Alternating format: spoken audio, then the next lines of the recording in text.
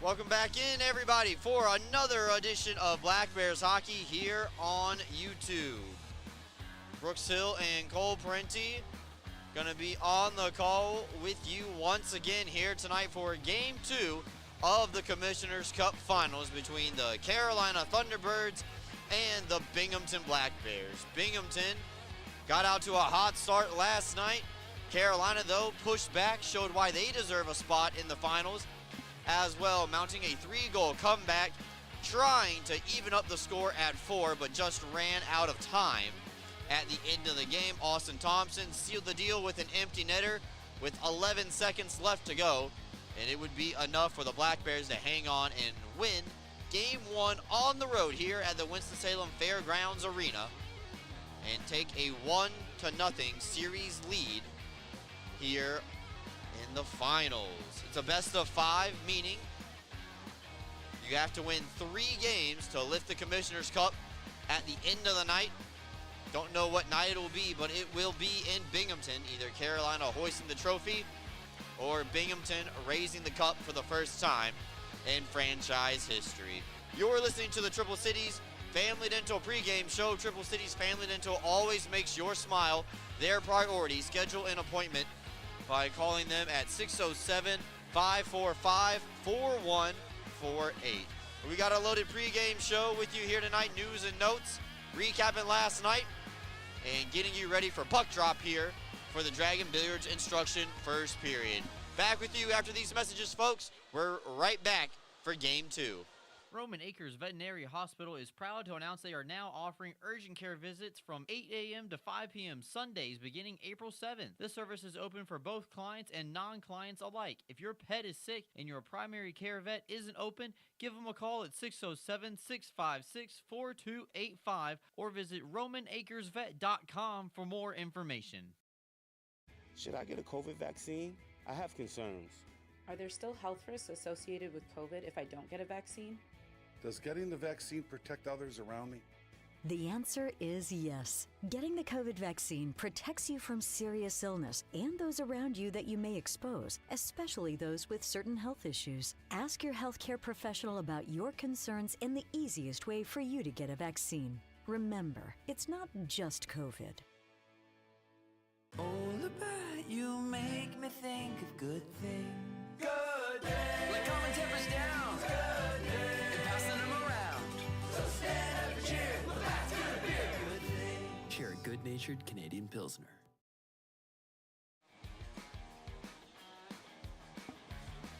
Welcome back in, everybody. Triple Cities Family Dental pregame show here. Game 2, the final road game of the season for the Binghamton Black Bears. All of the remaining games will be inside the confines of the Vision Veterans Memorial Arena after tonight's game has concluded. A lot of travel this year, up and down the East Coast, over to Lake Michigan, up near the Canadian border as well. And hard to believe that this is the final away broadcast of the season. Big thank you to everybody who's watching along with us on YouTube already. You know, at the beginning of the year, fans made their opinion known about how there wasn't radio streams for the first time in a long while in Binghamton hockey's history, if ever.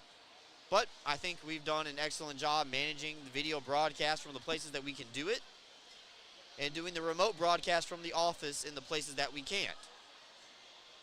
So a big shout out to Josh, EJ, Gary, and everybody who works with the camera and editing software, helping us make this transition this year. And tonight it all comes to fruition. It is the final road broadcast of the year.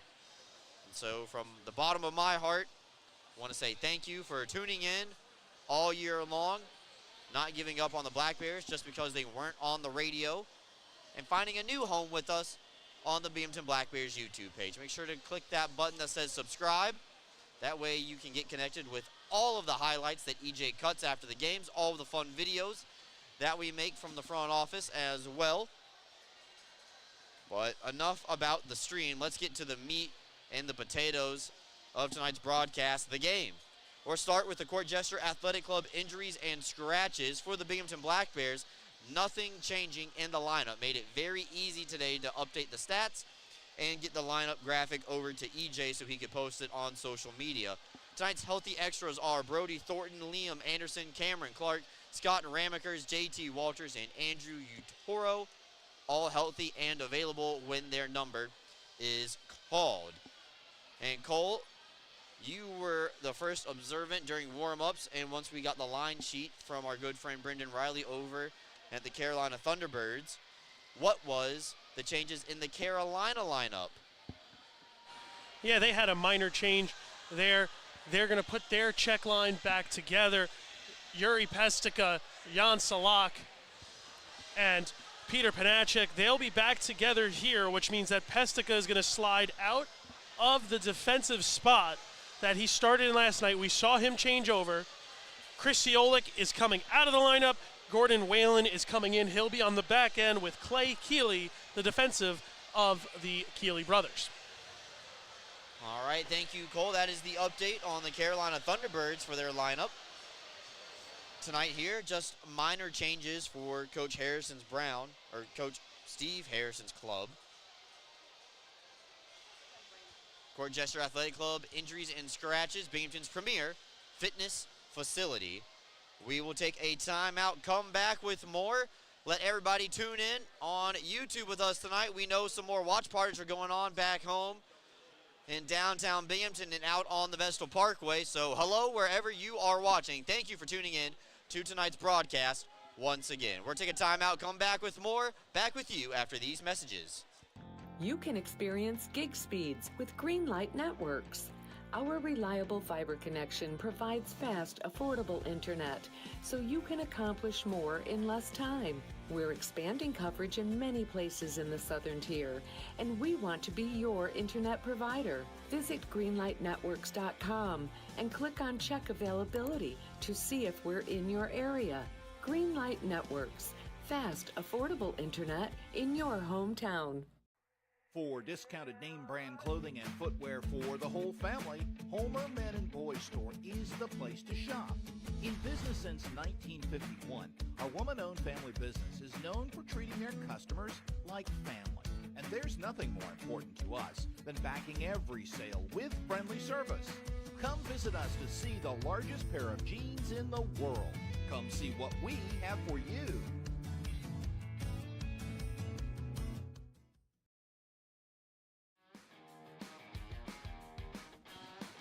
Welcome back in, everybody. Triple Cities Family Dental pregame show. Triple Cities Family Dental makes your smile their priority. Schedule an appointment by calling them at 607-545-4148. Here's you get a look. Whoop, sorry about that. We're going to work on that. A lot of Binghamton faithful crowding behind the bench.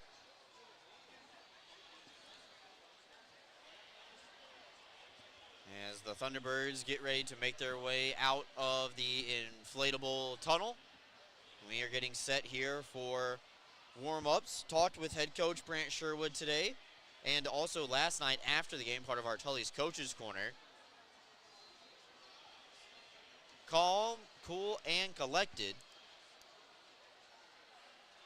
Coach Brant Sherwood, after a Game 1 win, talking with some of the players afterwards, he was not afraid to let the guys know, hey, can't play like that, because then Carolina's going to get life, believe that they are in it, and cannot take the foot off the gas. He said that was a little bit of the issue.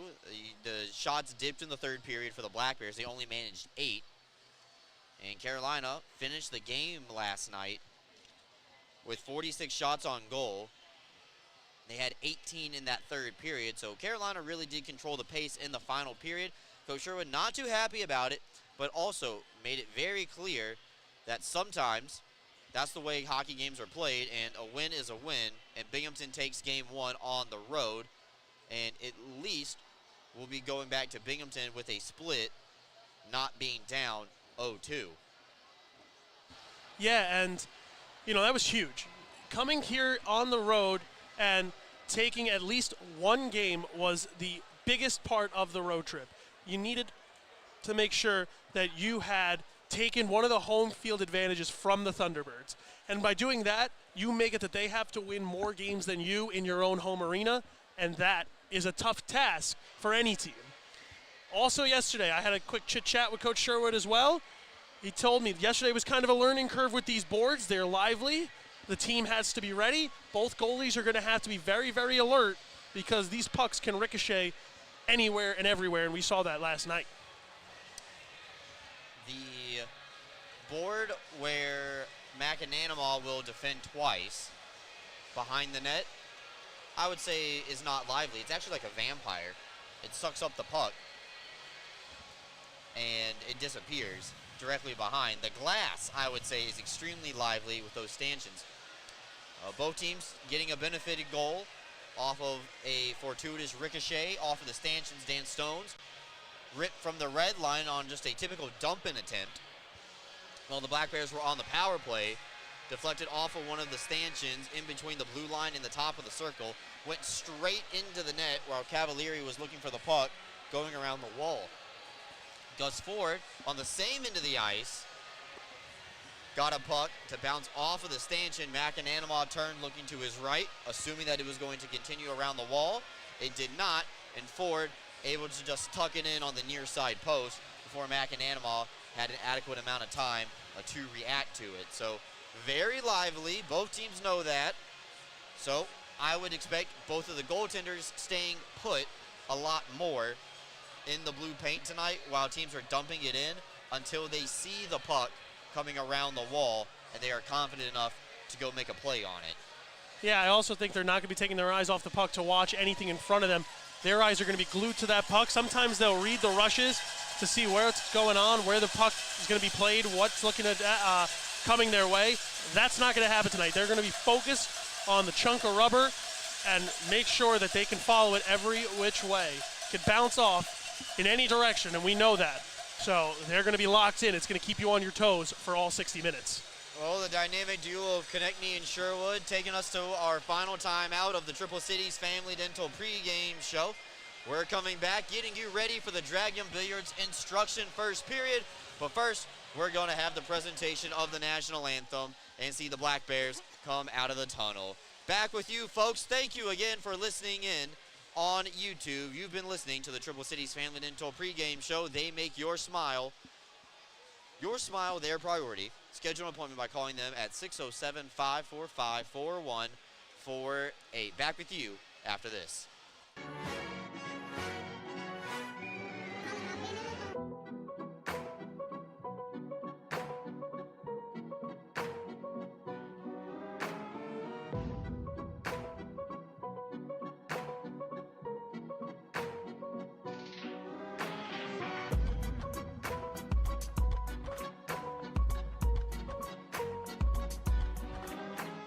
When you care about something, you take care to protect it.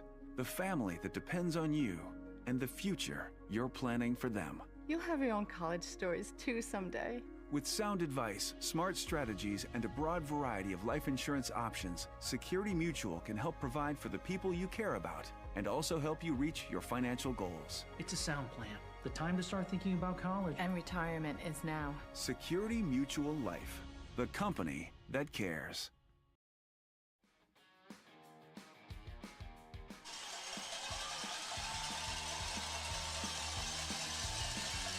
Welcome in, everybody, for Game 2 of the Commissioner's Cup Finals between the Continental Division champion Carolina Thunderbirds and the Empire Division champions, the Binghamton Black Bears. Connor McAnanama is going to lead the team out of the tunnel. You're getting a good look at him while the house lights dim down. Thunderbirds making their way out onto the ice as well. But first, the officials ring in the Boo Birds here at the arena. A quick look, same exact officiating crew as last night, as the champions of the Empire on Star Wars Day make their way out onto the ice. Saw a traveling fan of the Binghamton Fan Club wearing the Star Wars jersey from last year today. Very fitting. In case you did not know, today is International Star Wars Day. May the 4th be with you, like the iconic line May the force be with you. And see if the Black Bears can play with a little bit of force here tonight. We know the Black Bears can be physical when necessary. Did not see a penalty called in the third period last night, as the teams were just more content of passing the puck back and forth, and Carolina was really pushing forward on their offense. Well, Brooks, you said today's Star Wars Day, may the 4th be with you. Unofficially tomorrow, also fans have dubbed it Revenge of the Fifth, like the Revenge of the Sith movie, as the Thunderbirds take the ice. That's why I might be a little louder, because I can barely hear myself through the headset. These fans love their Thunderbirds, love their cowbells, and it's evident. So great to see the showing down here in Winston-Salem, and great to see a fan base love their team as much as these guys do. So, a little scheduling conflict here in Winston-Salem. Earlier today, there was a short track race scheduled for tonight at the same time as this game. It was over at Bowman Gray Stadium, not too far away from where we are. They canceled that race earlier due to the rain from overnight and that we got earlier this morning. And since they canceled the race so early, it saw a surge in tickets for the Thunderbirds here tonight. We are expecting a full capacity crowd here at the Fairgrounds Arena. And quite honestly, Cole, we were talking about it on the way over here. Binghamton tends to play better in front of bigger crowds than they do empty arenas. Yeah, because they love having the energy, whether it's positively for them or it's negatively for them. They feed off of it, and they know how to silence the crowd. They know how to get them on their feet. But this is the last time these fans are going to see their Thunderbirds for the season, no matter what. So they're going to give it all they have and let them know how much they love them tonight. Somebody told me earlier today, every boo you hear is a cheer back home. So we'll see how much the Boo Birds ring out against the Black Bears here tonight. We're excited to see the Binghamton faithful next weekend, Friday, Saturday, and Sunday if necessary, for the home stretch of the Commissioner's Cup Final. And I know Binghamton fans after last night sure hoping that we don't have to see them on Sunday. Yeah, nobody likes hockey games on Sunday. Sometimes it's fun when you have nothing else to do. All right, now time for the presentation of the national anthem. We will throw it down to ice level.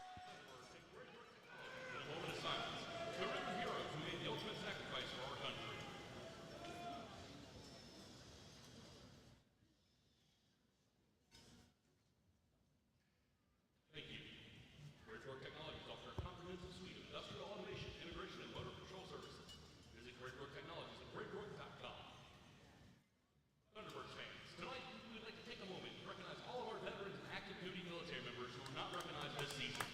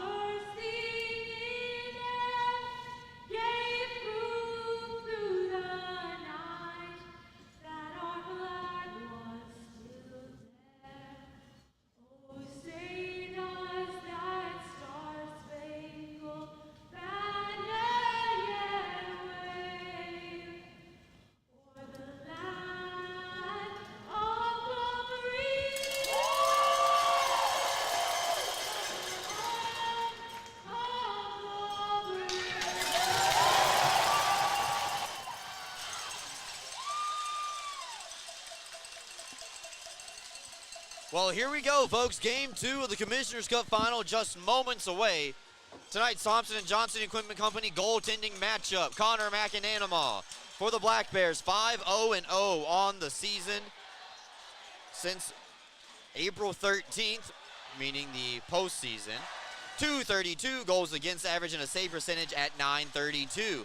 Facing off with Mario Cavalieri, he's 2-2-0 in the postseason for Carolina with a 194 goals against average.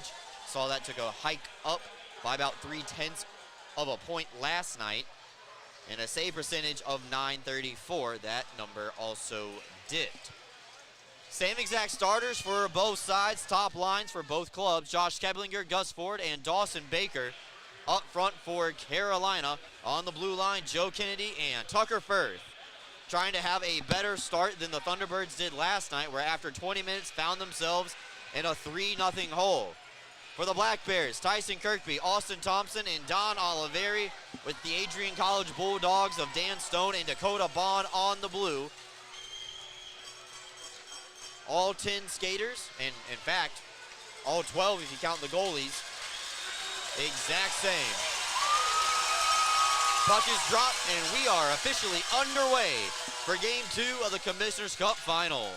Carolina with first possession of the puck, and the Thunderbirds waste no time. Ford comes in, a shot just high off the glass, gets deflected. Stone reversing it around calmly for Oliveri. Chipped ahead for Thompson, but he left the puck behind. A shot looking through a tip from Baker out in front is avoided, and Keblinger centering it all the way back out towards the blue line, held in by Kennedy. Around the wall, and remember that spot behind McAnanama is where the puck disappears. So Binghamton gets the puck deep, and the second line will make their way out onto the ice. Carolina's second line also coming out, also commonly referred to as the Czech line. All three forwards hailing from cities in the Czech Republic. Now Pastuca sidesteps Connor Smith in a soccer style, trying to get it into the offensive zone. Carolina, though, has to touch right back up as Farmer will play it back to the defense. Still seeing Carolina clear the puck through the middle of the ice as it one hops off a body into the mitt of McAnanama. And here, hang on for our first whistle, 1 minute and 11 seconds into this one. Well, you know what I call those dirt ball reads. Pucks that bounce funny right in front of you. You got to make sure you're well adapted to where your glove is, and pucks like that can give you some serious trouble if you're not paying close attention.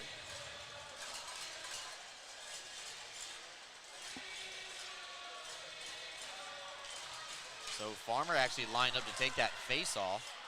Actually, excuse me, that was painted check. I misread that number. Yates pulls it out of the corner. Second line got the scoring started last night for the Black Bears. They look to do it here. Yates coming in for a drag shot, and it's deflected in. Gavin Yates having a playoff series of his life, and the Black Bears up 1-0 early once again here on the road.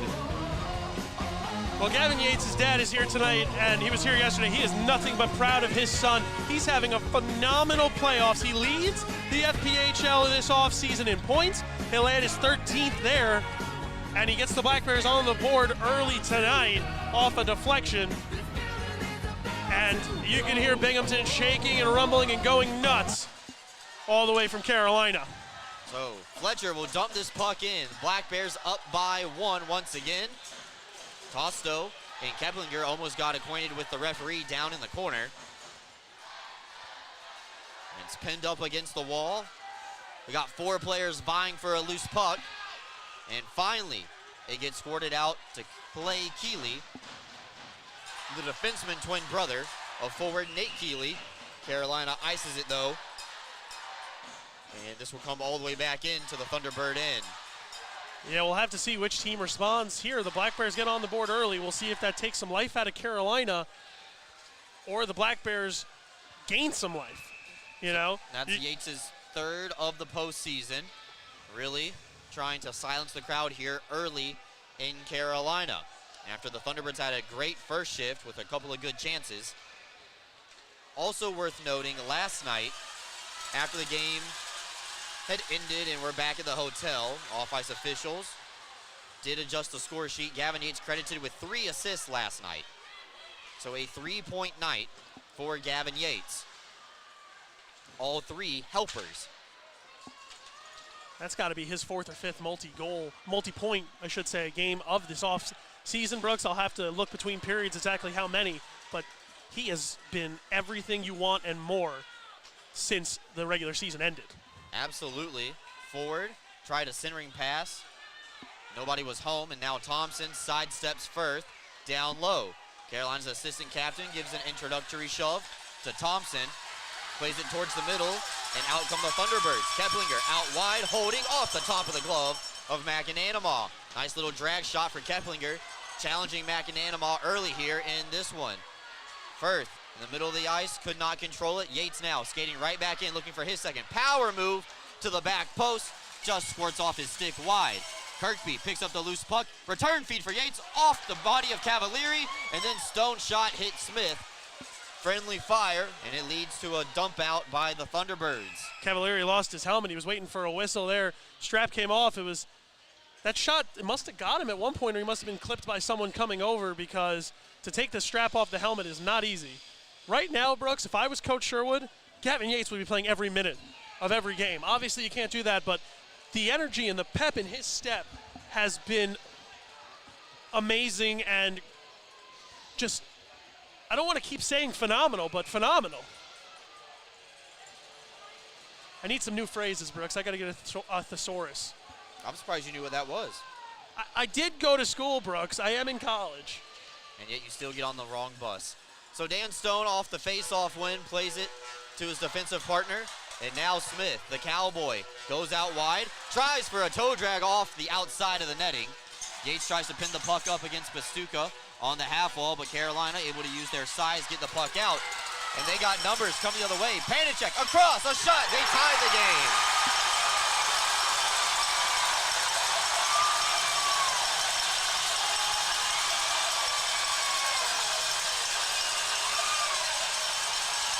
It was a good shot block there by the Thunderbirds. They were able to spring it ahead and get a 4-on-1. It was just Dan Stone back. He did all he could, Brooks, but with 4 of the check line and a defenseman coming at you, it's not an easy stop. But the Black Bears need to make sure they keep up their intensity. Don't let this goal rattle them. Keep themselves with the high energy that they had, and they'll be back on the board soon enough if they do that.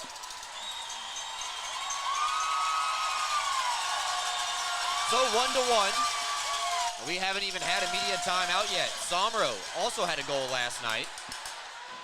Tries to get the puck into the offensive side. Now looking at Fitzgerald. He floats this one up.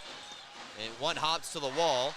And Tosto lays a hit on the new guy in the lineup tonight for the Thunderbirds. That is defenseman Gordon Whalen, one of the newest additions for the Thunderbirds at the tail end of the regular season. He's played in 3 of the Thunderbirds games so far this postseason. First goal for the Thunderbirds in this Commissioner Cup final by someone not named Gus Ford. Yuri Pestica breaks that through. Now Kramer, the 10th forward, tries to play it. It goes off of Kirkby and lost his edge not once but twice. He's actually lost his skate blade. I was going to say he lost the blade. On the ice. And he is shoveling up some ice, getting over to the bench for a new player. Kyle Steffen's going to take a spot. So now the Thunderbirds dump this one in. Hit a stanchion, but did not take the funny bounce like it did last night. Played around the wall to Kennedy. And he only slaps it down low for Jesse Anderson. He gives a rough ride to Dawson Baker. Played up at the line. Thompson, cross ice, in stride for Oliveri. Still searching for his first point in the finals. Oliveri throws a wrister on target. Cavalieri made the blocker save. And Carolina quickly to the rebound, and they fly out of the zone. Keplinger across the line, holding for a drag shot just over the glove of McAnanamaugh. Given right back out, and Thompson gets into a skate race with Baker. A couple of whacks for Thompson, but we play on. Hitting the trail man now, Dan Weber. Playing it into the mixer, just out of the reach of Thompson. A one-timer off the glass and took a Carolina bounce right onto the tape of Kennedy. Keplinger cuts into the middle of the ice. A shot gloved by McAnanamaugh. That'll send us to our first timeout of the night. 1-1 is where we stand We've played 5 minutes and 34 seconds here at the Fairgrounds Arena. Final home game of the season. Final home game of the season for the Thunderbirds. Final road game of the contest this year for Binghamton. Back with you after this.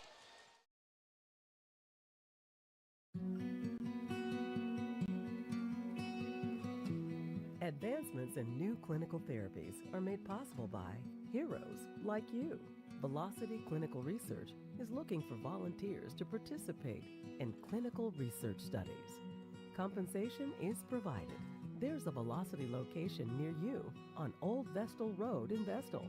Learn more about participating and becoming a Velocity medical hero today. Whether you're a high school or college athlete or a weekend warrior, Guthrie is the area's premier sports medicine program, offering injury evaluation, concussion management, physical therapy, and more.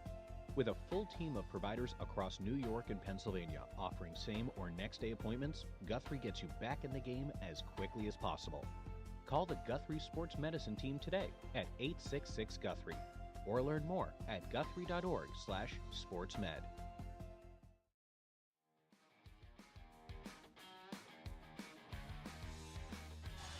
Welcome back in, everybody. Offensive zone draw for the Thunderbirds coming up here. Dragon Billiards instruction first period. Learn, shop, repair all things billiards at their store in Vestal. Panacek lining up for the face-off against Kirkby, and we have a false start. So Panacek is going to be asked to leave. And Pastuca, the goal scorer for Carolina, had started to make his way into the dot, but then says, hey, Jan, you should take this draw instead. Works out for the Thunderbirds. It's played back. Look out. It gets deflected into the crowd and out of play. That one almost found someone's drink. I don't know if the rules apply like a foul ball in baseball that you have to chug it if it gets in there, but we almost found out, Brooks. Tonight's official, same as last night. Referees Ken Radolinski and John Santorski. Linesman Phil Russler and Drew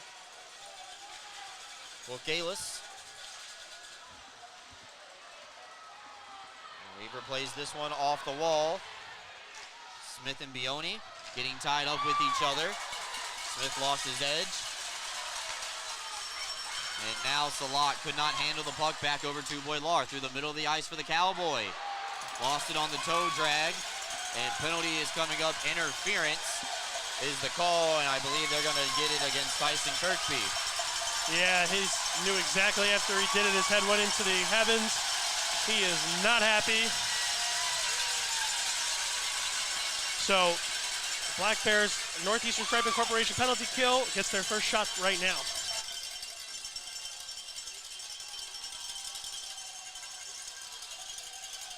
Kirkby had some words for Roman Kramer as well at the end of that collision. Black Bears penalty kill in the postseason, third amongst the playoff teams, 94%. Carolina in the postseason on the power play, 8%. Ford tries to play it up to the line. Fletcher takes a whack at it.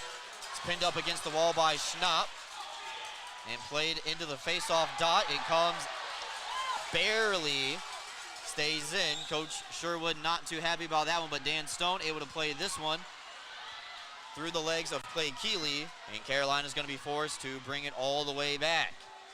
Fletcher was trying to jump the zone there, Brooks. He saw an opportunity, just didn't come into anything or amount. Keplinger coming in through the middle of the ice, tries to go around Bond. He played the body. Keplinger lost the handle on it, and Thompson goes off the wall, a little bit too far for a self-pass, but he is allowed to apply some pressure and force Carolina to continue to go backwards. Now Ford turns it over to Weber, right in front of the Carolina penalty box, and Dan Stone fanned on the first clearing attempt, but then Dawson Baker gets the second one. Baker looking to the official for a call there, and after the interference was called, probably not going to get one right there in that situation.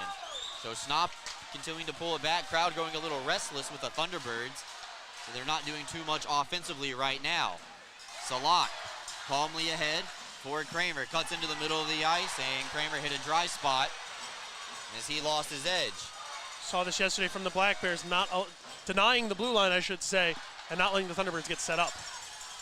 Played across for Kramer. He's got Salak on his right. Kramer out wide. Getting things set up. Carolina finally has some zone time here. Pastuco, a one-timer. Hit Fletcher on the backside of the skate. Butita playing it down low. Kramer back off the kick plate up to the line. Playing catch with Jan Salak. Pastuca's got some space.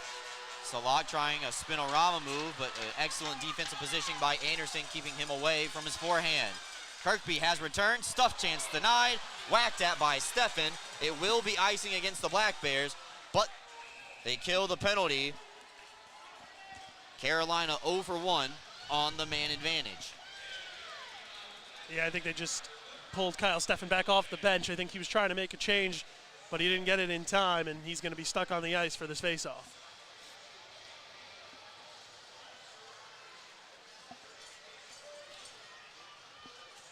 Shots on goal tied at 5 so far here, Brooks. It's similar to last night. Both teams getting their chances. Yep, 1-1 also on the big board here. 11:48 left to go. Ford lost his edge and fell into the wall face first. Good for Carolina that their assistant captain gets up. Stretch pass ahead for Steffen. He goes one-on-one against Firth. Waiting for some friends. Put it too far behind Fitzgerald, but Anderson pinches in from the opposite side, tying up the loose puck, allowing Binghamton to change, get some fresh bodies onto the ice. And Kirkby able to muscle this one in deep, and now Ford having a hard time standing up. Looks like he still has his skate blades. Oliveri tries a centering pass. Now over for Anderson, a one-timer denied, and it's deflected in. Tyson Kirkby's gonna get credited with his first playoff goal of the season. It banked in off Cavalieri's backside, and the Black Bears reclaim a 1-goal advantage here in game 2. Well, he's had a few called off, Brooks. He's had some bad luck, and this time that luck is returned with the puck luck off the boards, off Kirkby, and then off Cavalieri's back skate, and into the net, and the Black Bears restore their 1-goal lead. And for the second straight game in a row, they have multiple first-period goals.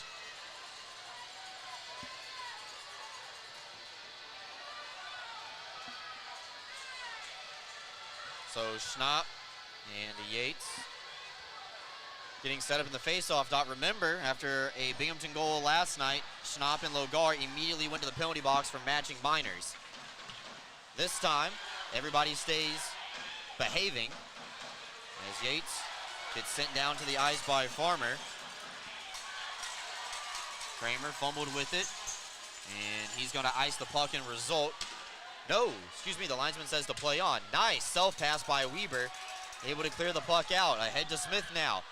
He's going to offense with Gavin Yates. Gets up to the blue line and tries to dump it in behind the Carolina defense. Farmer saw the play, and Weber now able to elevate that one out on the backhand. And this will stay in the Carolina zone with 10:34 left to go here in the Dragon Billiards instruction first period. Yeah, this glass, a lot of pucks are hitting it, bouncing out too, and hopefully there's enough pucks here for the rest of the game, because we saw a lot of souvenirs handed out last night, but I'm sure everyone's more than well equipped as the Thunderbirds make a wholesale change here. The Black Bears look content with their D pair, but I think they brought some new forwards.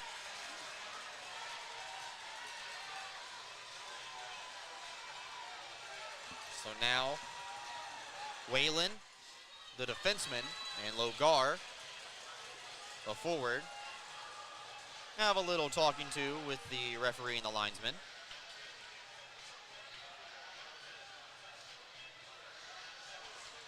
And Panicek wins that one cleanly back against Somero.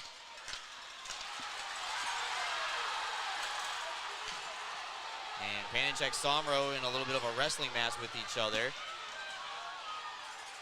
Both teams looking for a call, none provided. And Stone now playing the puck ahead, knocked down beautifully by Tosto. Gives an introductory hit to Clay Keeley. Tosto, temporary steal, left a man in front. Oliveri looking for a chance, and Cavalieri made the save. I don't know how Oliveri got that shot off as he was falling, but great players find a way, and it was a great effort there from the Donfather. So Kirkby's first of the postseason puts the Black Bears ahead, sends us to a media timeout. Back with you in 60 seconds, folks.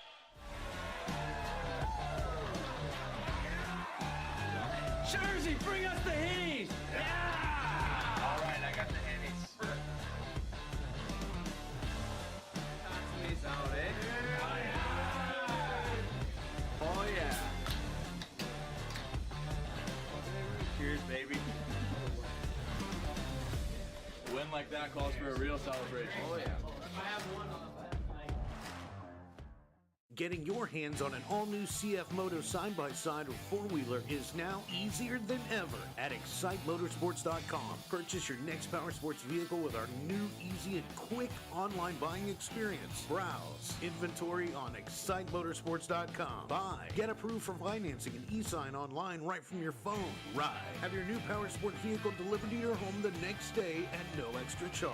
Browse, buy, ride. Fun starts here at ExciteMotorsports.com.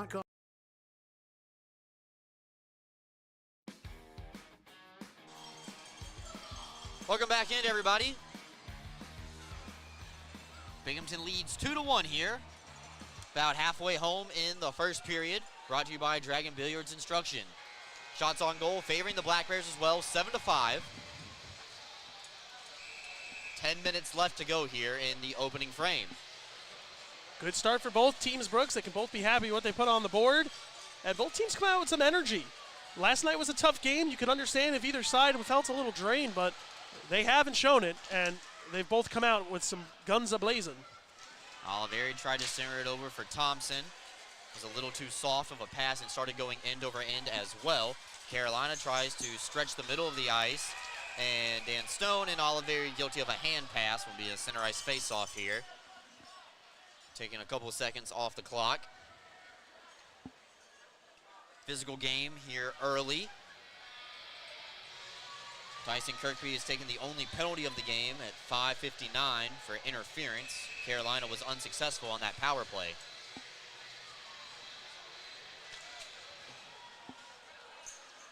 Gus Ford will win that face-off back. Something that we didn't see too often last night was Ford taking face-offs. Only few times we saw that. Oliveri scoots it ahead on the backhand for Kirkby. Draws the double team. Oliveri settling it down.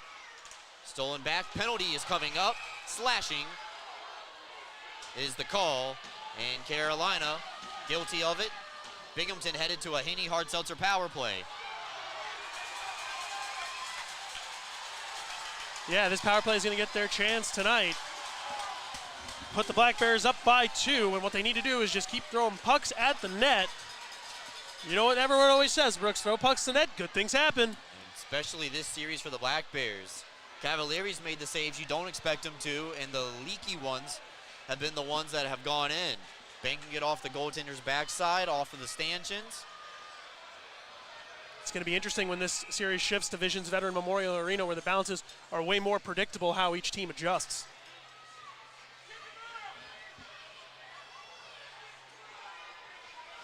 So Kirkby, Yates, Thompson, and Oliveri the forwards. Bond the lone defenseman.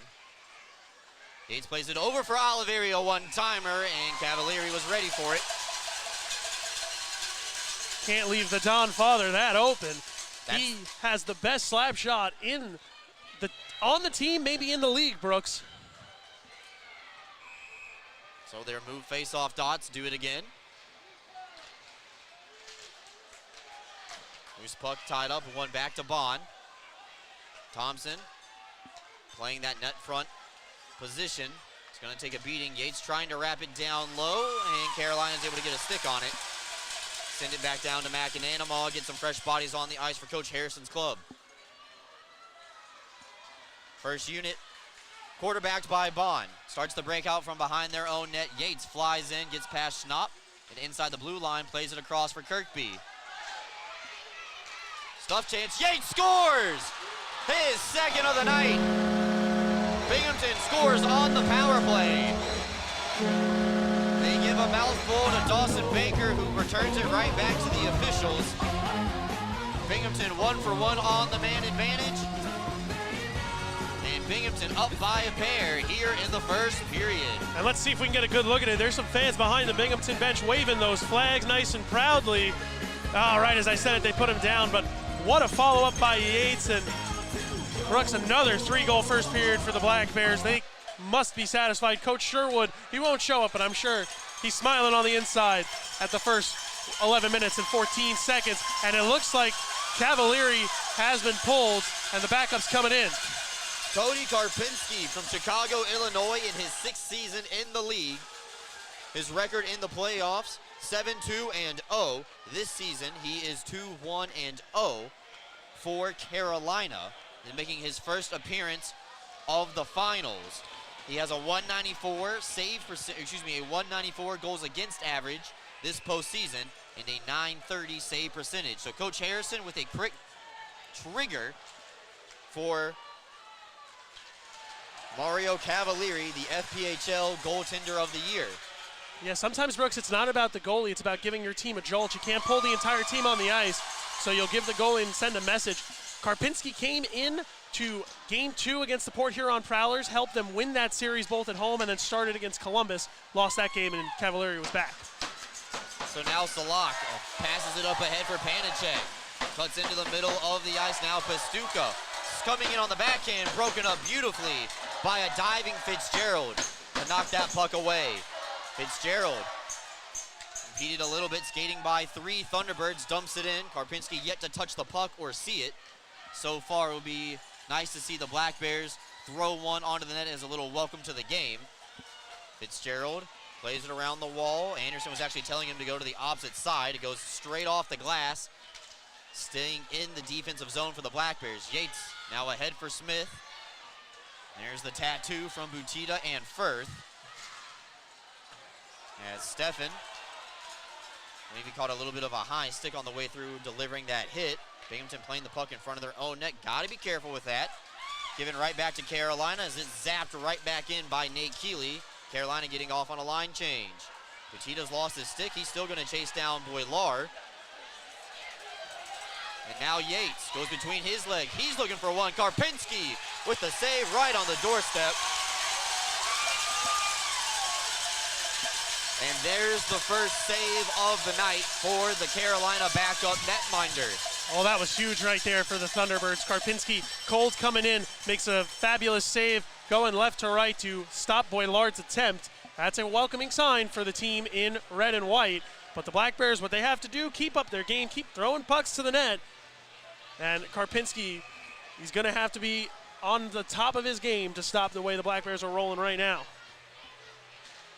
Gavin Yates on the power play from Tyson Kirkby. The insurance goal for the time being. Weaver centering pass stolen away by Keplinger and played across the wall for Gus Ford. Carolina starts from scratch behind their own net. And here comes Farmer. He gets around Kirkby. He's looking for Ford on the back post. Too far ahead of Gus. And now Ford dancing around, holding a shot, fought off by McAnanama with a high blocker save. Oliveri stretch pass looking for Thompson, knocked down legally with a stick below the shoulders, and Oliveri skating away with the puck. 1-on-2. Stuff chance, denied from a very low angle. Binghamton will play the puck off the linesman. Worked out for the Black Bears that time around. Quick re-entry for Binghamton as Oliveri goes off for a line change. Kirkby takes a look over at the bench and will start to make a break for the forward door. Clay Keeley now, 1-on-1 with Stone, deflected off of the Black Bears defenseman and out of play with 6:11 left to go here in the opening period. Back-to-back 3-goal performances for the Black Bears in opening periods of the Commissioner's Cup Final. Yeah, and Brooks, you got a feel for Mario Cavalieri, FPHL goaltender of the year, just hanging his head right now. He's had a rough entrance into this Commissioner Cup series, but he's got to keep his head up because good goalies will find a way, so shouldn't get himself too down. But Connor McAnanama on the other end has been all the Black Bears needed in that blue paint. He's stopped all but 4 shots that have come his way.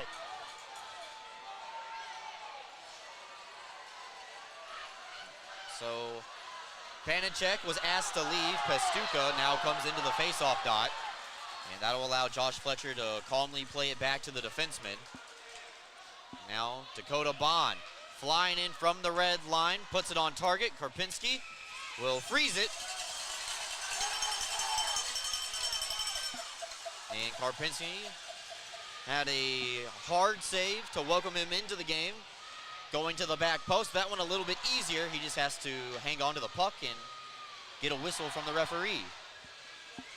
Yeah, those are the ones you hope for, but not the ones you always get, Brooks. And Karpinski, much like when we saw Motor City with Ricardo Gonzalez, he's going to have to be sharp. The Black Bears are not going to stop just because it's a new goalie coming at you. Healy off the wall softly, gets it past Stone. Here go to the man on the back post to try to take his angle away. Bodies flying down low in the corner. Bond and Salak starting and stopping. Salak centering up for McAnanama, got his stick and glove on top of it, and he'll freeze it.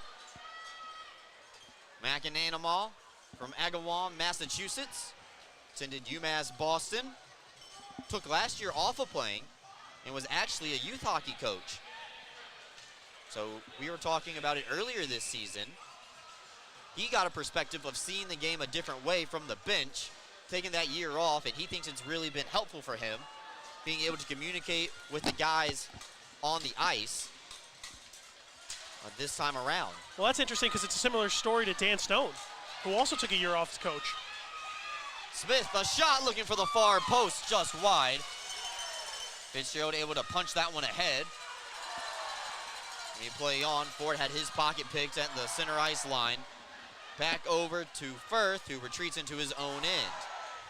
Sommer was able to pick the pocket last night of a Thunderbird player who started to break out from behind his own cage. That time, Carolina able to get the puck back out towards the red line.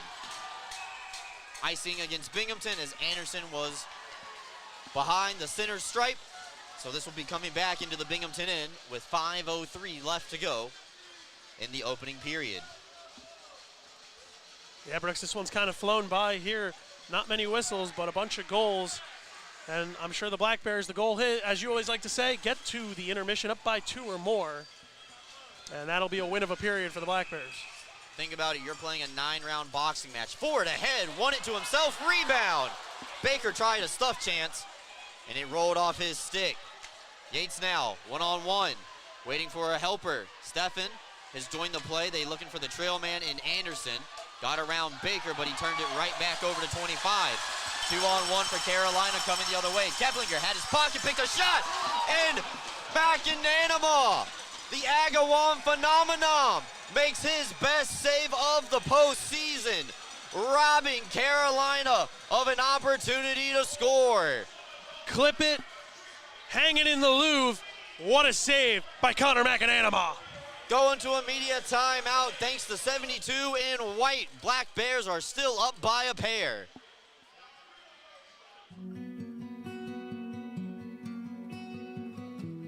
Advancements in new clinical therapies are made possible by heroes like you.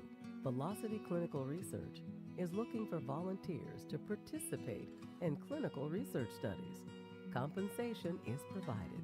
There's a Velocity location near you on Upper Front Street in Binghamton. Learn more about participating and becoming a Velocity medical hero today.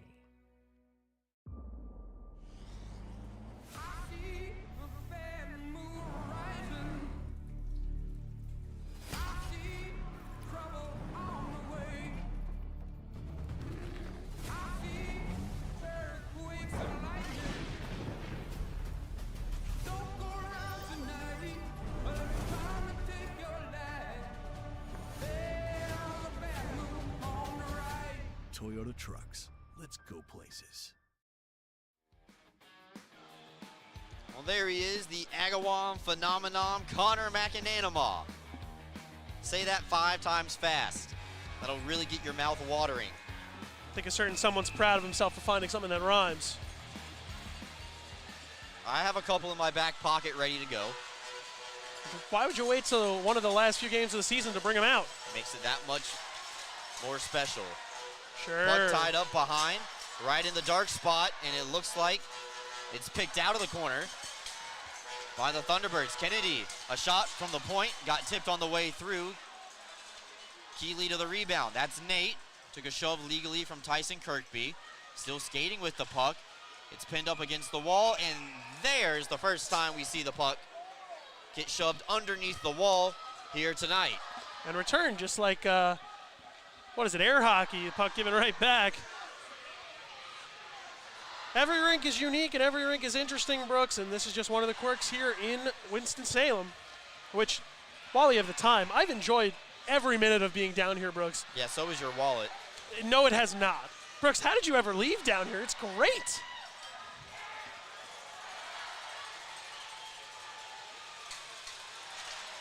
Face off one back, Keplinger. Fanned on a one-timer off the draw. We were trying to play it out of the zone. Kirkby off the wall. Got it past Schnapp and bumped ahead by Thompson. Carolina, though, quick control the puck, and Schnapp one-on-one with Weber. Looking for the low blocker, and McAnanamaw made a good bounce-back save after that fantastic one moments ago. Thompson now picks it up in front of his own bench, coming away with Oliveri. Ran out of real estate as Kennedy was able to cut away the angle and pick up that loose puck. Kennedy now across the red line, a deep slap shot, hit Stone on the way through and steered into the corner by the Black Bears netminder. Self-pass by Boilar up to the blue line, held in by Salak. He's got some space. It bounces up in the air into the blue paint. McAnanamaw freezes. Brooks, I was going to say, Dan Weber left that last shift with a little bit of pain, still being attended to on the Black Bear bench. I think he was holding his face. I don't know if he got caught with a stick up high, but he's in some discomfort as he left the ice.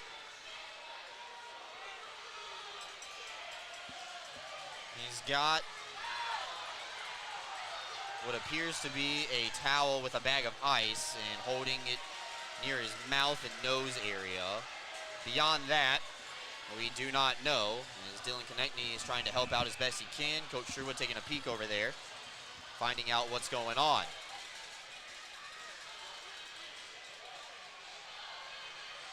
So his helmet is off for the time being. Panicek, Kirkby line up. Face off one back by Kirkby. Played off the wall by Stone, around for Thompson, who will go off the glass and out. It's got a little bit too much mustard on it. And this one will be coming all the way back into the Binghamton as we take a couple of seconds off the clock. 3:15 left to go here. Yeah, not many seconds, but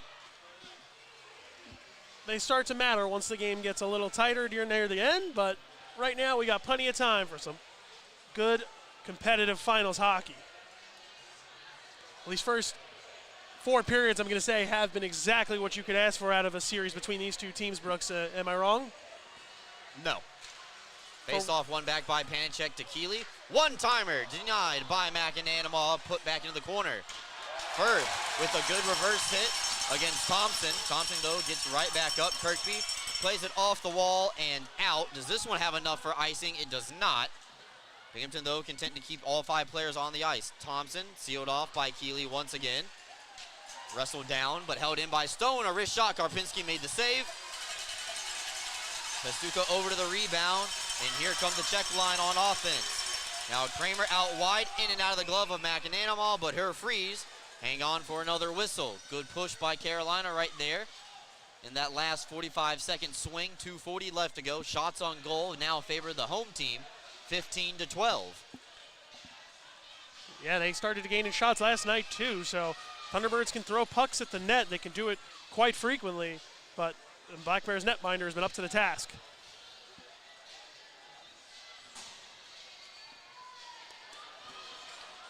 Keplinger wins it back to Farmer. Top line out for the Thunderbirds. Ford now with the puck. Gets around Fletcher. Tried to get the return feed from Keplinger, but unfortunately lost the handle on it for the T-Birds. Ford picks it out of the corner, steers it off the backside of the net. Fletcher over to the loose puck. High aerial flip.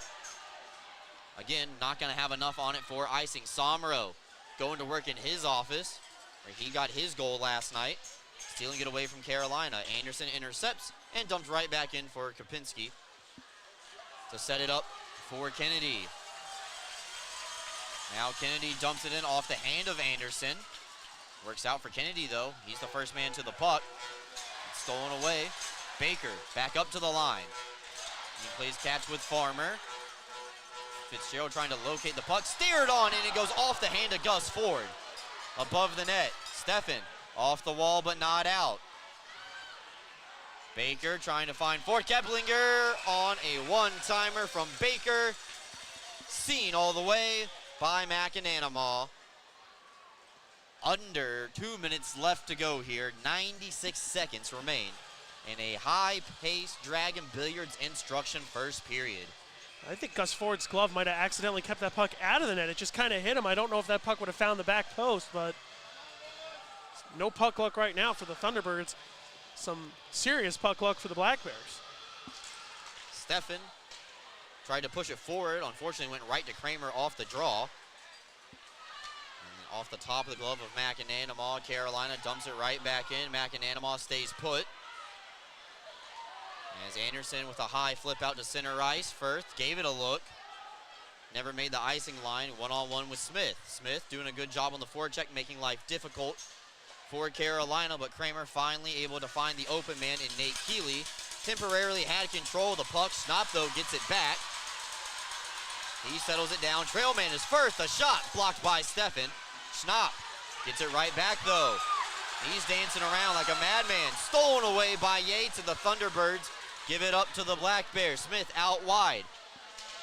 Off the wall and off his tape as bodies go flying in the Thunderbirds end.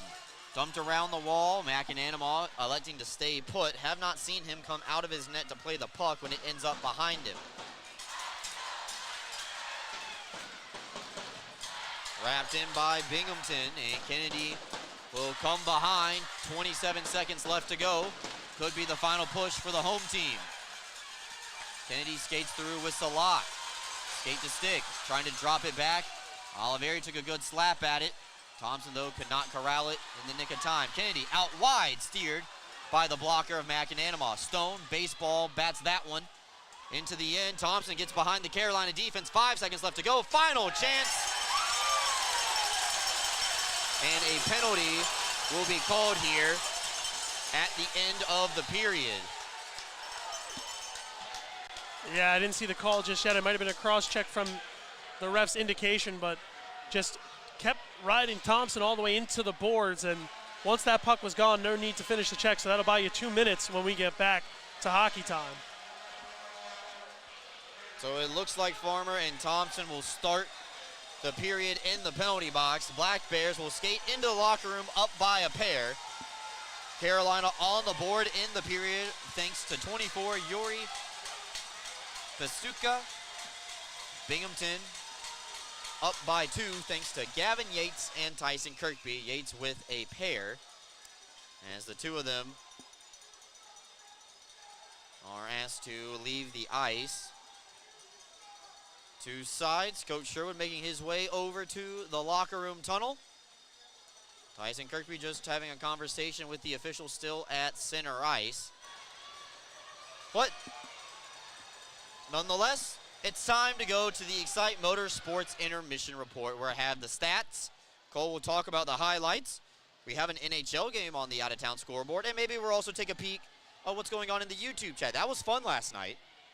So maybe we'll get a little bit interactive with the chat early and often here tonight. Take a timeout, come back with more, folks. Don't go anywhere. Black Bears up 3-1. Excite Motorsports Intermission Report coming up right after this. Advancements in new clinical therapies are made possible by heroes like you. Velocity Clinical Research is looking for volunteers to participate in clinical research studies. Compensation is provided. There's a Velocity location near you on Upper Front Street in Binghamton. Learn more about participating and becoming a Velocity medical hero today.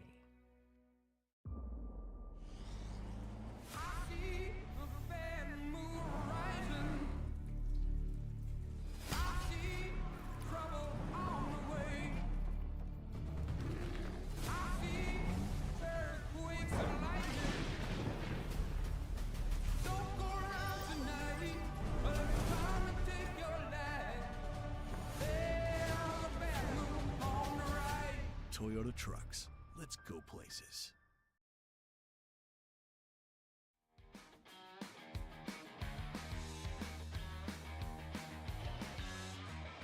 Welcome back in, everybody. Brooks Hill, Cole Prenti, and Gary Furman on the camera with us here tonight. in the final road game of the season for the Black Bears. Binghamton found themselves up by 3 last night at the end of the first period. Tonight, up by 2 as Carolina does get on the board early. We weren't even 5 minutes in, and the score was 1-1. Binghamton leads 3-1 after the opening 20. 2 even-strength goals for the Black Bears, 1 5-on-5 tally for the T-Birds, but a power play goal from Gavin Yates set up by Tyson Kirkby. The insurance goal, Binghamton converting on their first man advantage of the night. Taking a look at the Columbian Mutual Life Insurance stat sheet, Columbian Mutual Life Insurance Company has been protecting families in the Southern Tier for over 140 years. Cole will start with the power plays. Carolina got the game's first man advantage, but they went 0 for 1. Binghamton on the other side, 1 for 1, as Kirkby centers it from behind the net to Gavin Yates on the far side, and Yates able to knock in his second of the night. Yeah, it was some puck luck. It was being in the right place at the right time. It was knowing where to be and positioning, and the Black Bears got off and rolling nice and early again. Second straight night, they get the first goal on the board in the first 5 minutes. This time it was Gavin Yates. Then, like you said, Tyson Kirkby just gets a little bit of puck luck, or as I've said way too many times already, just gets it off Cavalieri's back skate, and then Yates does it one more time, and that would be the end of the night for Mario Cavalieri. And Karpinski stopped everything since then. In between all that, Yuri Pestica got the Thunderbirds on the board, and that's where we stand, 3-1. So a little similar to yesterday, but different at the same time. That is Cole Parenti. My name is Brooks Hill. Those are the Columbia Mutual Life Insurance stat sheet. Oh, we forgot one. Shots on goal, 12 for Binghamton, 18 for Carolina. Carolina with a good late surge in that final 5 minutes of the period, but the Agawam phenomenon, Connor McAnanama, standing tall and making sure his team had a lead going into the locker room. Yeah, he was just sensational. That save he made going cross crease to rob the Thunderbirds on the doorstep gave a little bit of energy to the Black Bears. They seemed to get even more into this game if that was possible. And since that, he's been rock steady, locked down, following the puck every way. He doesn't come out of his crease in this arena, which makes sense. And Connor McAnanama, you need a good goalie in the playoffs, and he's been that for the Black Bears and the reason they are where they are right now. We're going to take a timeout, folks. If you have a question in the YouTube chat, go ahead, drop it in the comments right now. We're going to take a look while we're at this commercial break. Come back, and we're going to get involved with our friends hanging out with us on YouTube. Let us know where you're watching from. Are you at a watch party? Are you watching at your house in the living room? Are you watching from the arena? Saw some fans last night who had the YouTube feed pulled up while they were here live, watching it on a little bit of a delay. So, let us know. Back with you after this, folks. Black Bears up 3-1 here during the Excite Motorsports Intermission Report. Roman Acres Veterinary Hospital is proud to announce they are now offering urgent care visits from 8 a.m. to 5 p.m. Sundays beginning April 7th. This service is open for both clients and non-clients alike. If your pet is sick and your primary care vet isn't open, give them a call at 607-656-4285 or visit RomanAcresVet.com for more information. Are you ready to take your billiards game to a whole new level? Dragon Billiards Instruction and Pro Shop has everything you need to impress your friends and crush your opponents. American Q Sports certified coach Kim the Dragon Young is now accepting new students. From novices to pros, the Dragon helps you find your best game with in-person or online instruction available worldwide. Need help with stance, stroke, or alignment and aiming? We've got you covered. Looking for advanced cue control techniques and trick shots? No problem. Follow us on Facebook at Dragon Billiards Instruction and Instagram at Dragon Billiards Kim for free daily tips and drills, upcoming tournaments and events, as well as exciting contests and giveaways. Subscribe on Patreon for personalized video content. Visit our online pro shop for the lowest prices on the highest quality pool cues, accessories, and Dragon Billiards gear. Dragon Billiards Instruction and Pro Shop, breathing fire into your game.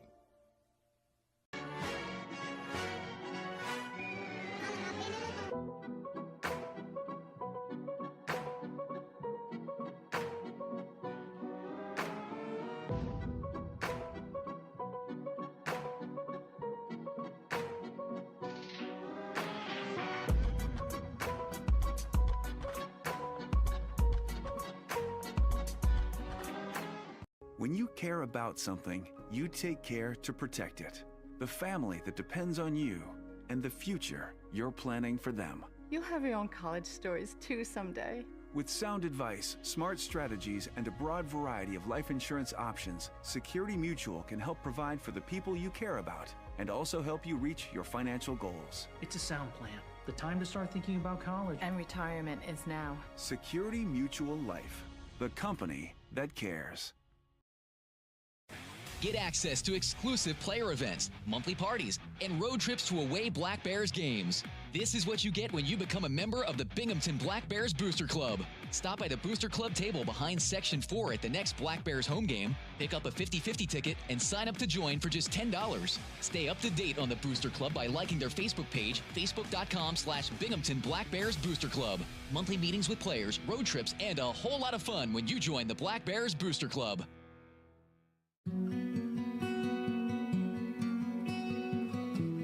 Advancements in new clinical therapies are made possible by heroes like you. Velocity Clinical Research is looking for volunteers to participate in clinical research studies. Compensation is provided. There's a Velocity location near you on Upper Front Street in Binghamton. Learn more about participating and becoming a Velocity medical hero today. You can experience gig speeds with Greenlight Networks. Our reliable fiber connection provides fast, affordable internet, so you can accomplish more in less time. We're expanding coverage in many places in the Southern Tier, and we want to be your internet provider. Visit greenlightnetworks.com and click on Check Availability to see if we're in your area. Greenlight Networks, fast, affordable internet in your hometown.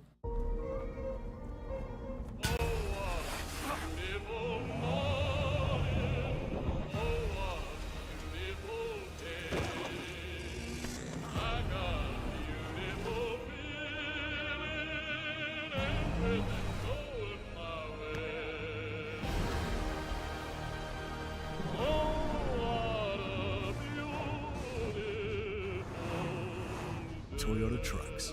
Let's go places.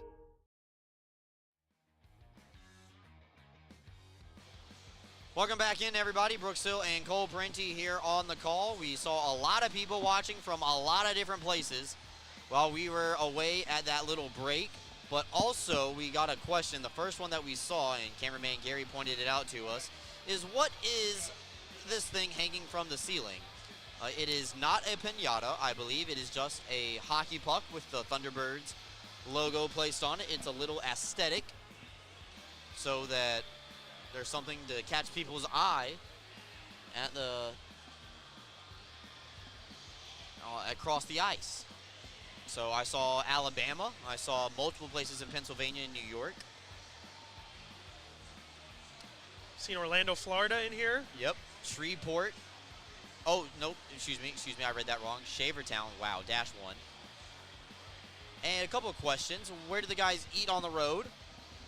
So typically post-game, everybody eats together from a local restaurant that we order ahead of time, and it gets delivered to the hotel or the rink, depending on how far the hotel is away from the rink.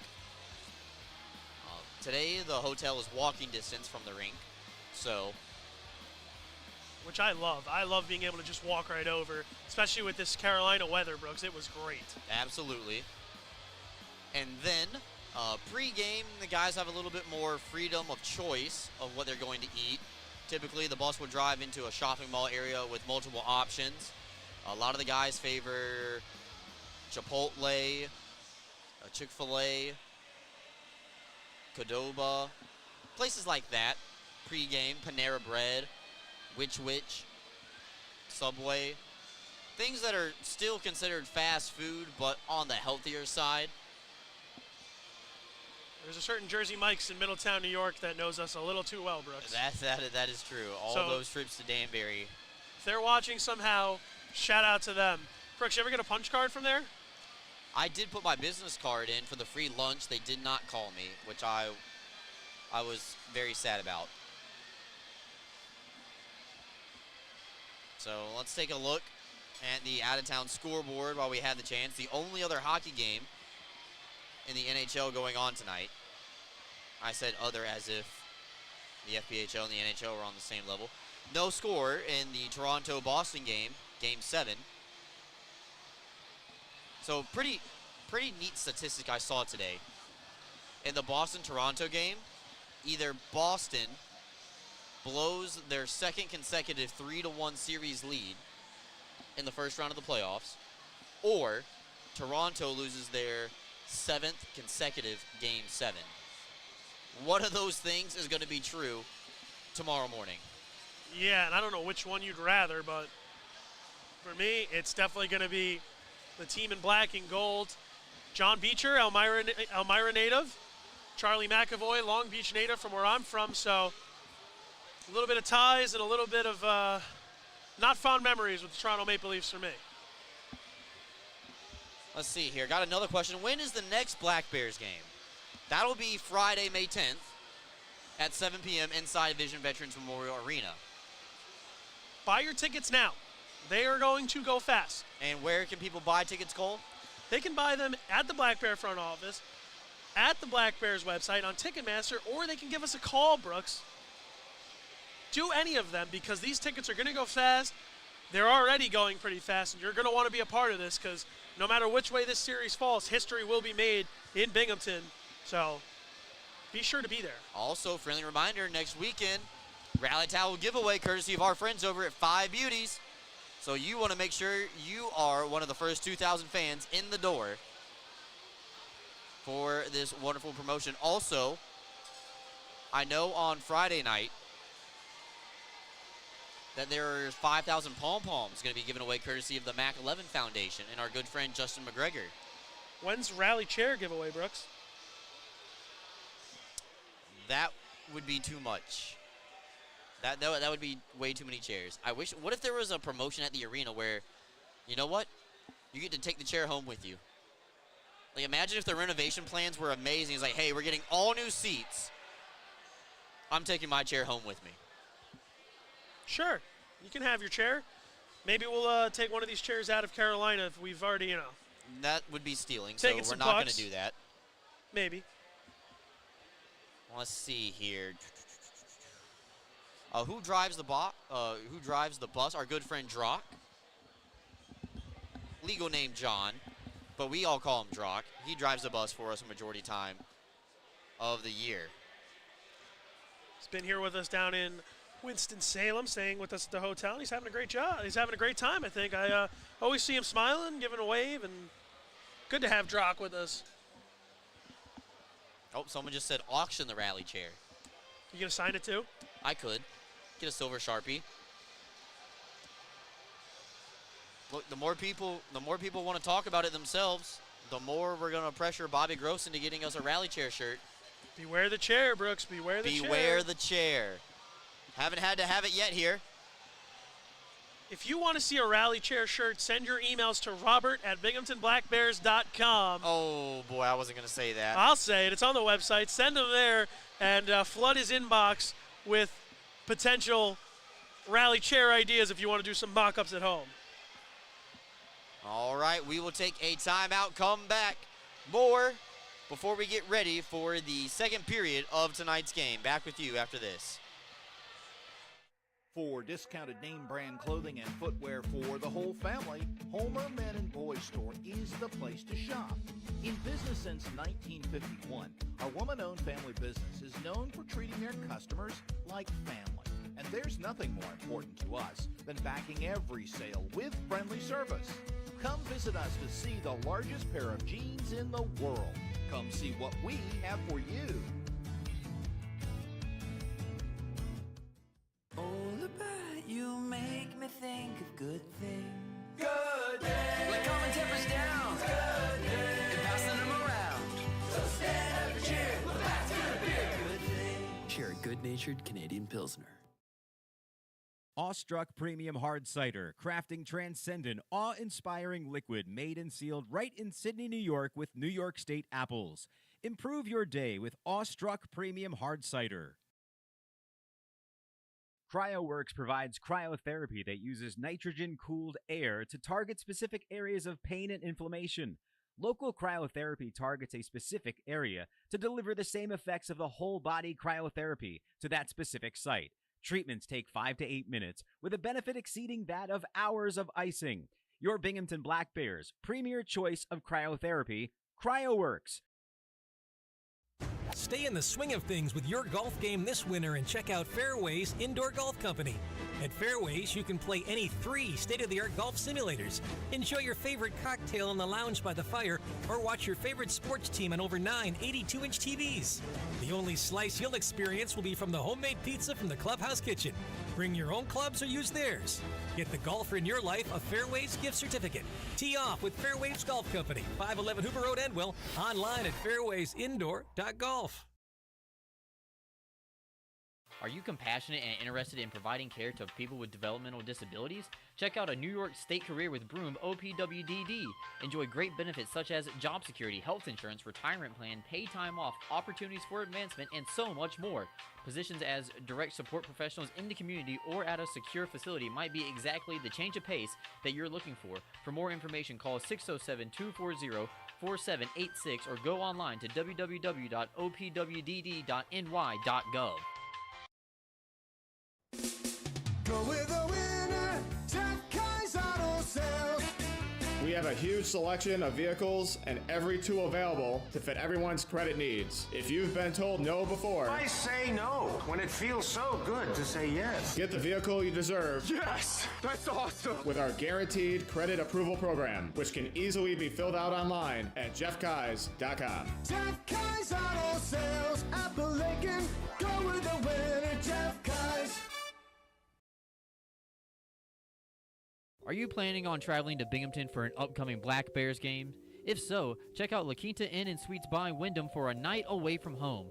La Quinta Inn & Suites is a short drive from the arena and is conveniently located off of the Southern Tier Expressway and Highway 17 with easy access to Interstate 81 and the Vestal Parkway. La Quinta Inn & Suites by Wyndham at 581 Harry L. Drive, Johnson City. Reach them at 607-770-9333.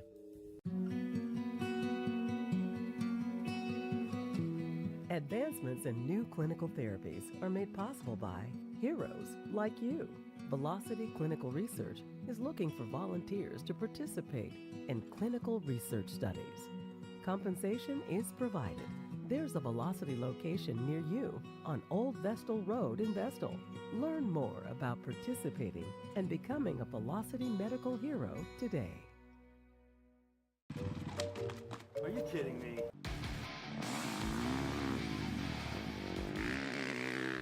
How do you do that? Dude, I just got a new hot spring spa. Carlisle has hot spring spas starting at $39.95. Come see how we make every day better by relaxing in a hot spring spa.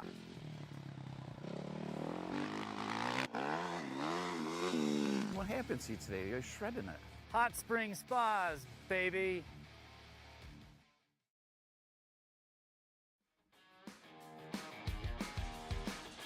Welcome back in, everybody. Greenlight Network's second period. Greenlight Network's fast fiber and reliable internet. Visit them online anytime at greenlightnetworks.com. Find out if you are in their service area today. So Binghamton has Austin Thompson. Carolina has James Farmer sitting in the penalty box for minor penalties at the expiration of the period.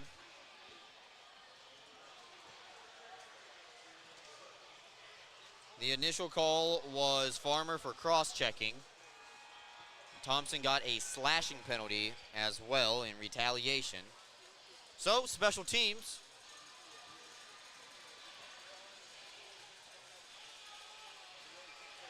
Gonna start us off here in period number 2. Yeah, and special teams, like I always say, biggest part of the game, and especially in the playoffs, biggest part of the series right here. Thunderbirds kept off the board in power play goals. I believe Binghamton's still searching for theirs too. Did they get one last night, Brooks? No, correct? Binghamton did get a power play goal, but not a 4-on-4 goal. Oh, correct, 4-on-4. I'm daydreaming over here. I don't know what just happened to me. It's okay. Time to go ahead and lock it in. We're back on the clock. Tyson Kirkby now with the puck, 4-on-4 with Oliveri as the only other forward. Stone and Bond come into the zone. Oliveri, a shot, a high-rising wrister. Goes off the glass, and Ford tries to play it cross ice, intercepted by Stone. Touched ahead for Oliveri. Binghamton had thought about going for a line change, but instead had a vacated blue line as the puck squirts out to the center ice face-off dot. Keeley with Ford. And Keplinger, they try to get it over to Clay Keeley, settling down a bouncing puck. He's sealed off against the wall by Dan Stone. Kept his feet moving, though. He's able to play the puck over to the far side for Pasuka, the goal scorer for Carolina. Ford behind the net, center it up. Outside the line, though, to Keeley, who could not hold the puck inside the blue line. Carolina changing. And they go through the middle of the ice, trying to get it ahead. Fitzgerald sealing Ford away from the puck. He gets the feed from Kirkby. Fitzgerald chases it down, cuts into the middle of the ice. Loose puck is poked away by Karpinski. And Kennedy seals off the Black Bears defenseman who had joined the rush. Yates, a forward, now skating backwards, covering for Fitzgerald. Keplinger, a shot, looking for the glove side. Missed everything, chases the rebound. Given back up to Yates, though. He cuts in front of the net. And 12 against 12, and it's Binghamton's 12 who stays up on his feet this time around.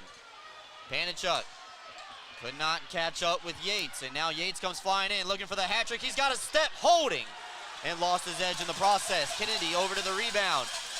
Ahead for Nate Keeley. Too hot to handle. Keeley and Fitzgerald down low, loose puck. Whacked at by Panichuk, and McAnanama made the save. Back up to the blue line. Penalty time is up. We're back to 5-on-5. Kennedy down low off the wall. Looking for Keeley. Kennedy rifles one off the stick of Smith into the netting, and it falls into the crowd out of play. We got a whistle here. 17:40 left to go here in the second period. Nobody scores that time around. 4-on-4. Yeah, both teams had their chances, able to keep it scoreless there, but definitely some dangers, especially for Gavin Yates, looking for the hat trick. We already had one hat trick in this series, looking for another. Not sure there'll be as many hats on the ice as there were for last night's hat trick. Kennedy sidesteps Yates, able to get the puck in behind McAnanama. Kramer lost it to Boylar. It's picked out behind the net by Weber and saucered ahead to Stefan, who goes into the offensive side with Gavin Yates. Drop pass back to the defenseman, sidesteps Kennedy. Weber gets it in down low, gives a shoulder to Firth. The Thunderbirds able to maintain control for a split second. Yates trying to pick it out of the corner, out of the skates of Kramer, the 10th forward tonight for Carolina. Schnapp now, all the way across. Boylar able to get a stick on it, and as McAnanama sees it roll into his crease, and it's melted down. Not taking any chances there with the boards. He just wants to melt that down, give his team a chance to get who they want on the ice, and keep this game moving along. Black Bears have the momentum right now. Thunderbirds looking like they're a little stunned by how the Black Bears were able to come out in this series. But both teams definitely showing why they belong to be here.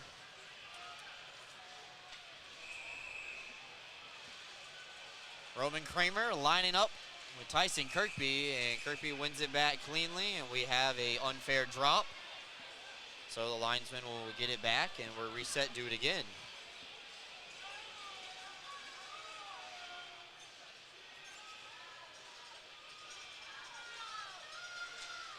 Same result, Kirkby wins it back, and Weber softly glides it over to Oliveri, who got some help. Baker tried to intercept it off of Boylar's stick. Binghamton now at the blue line, had the pocket picked, and Baker lost his edge.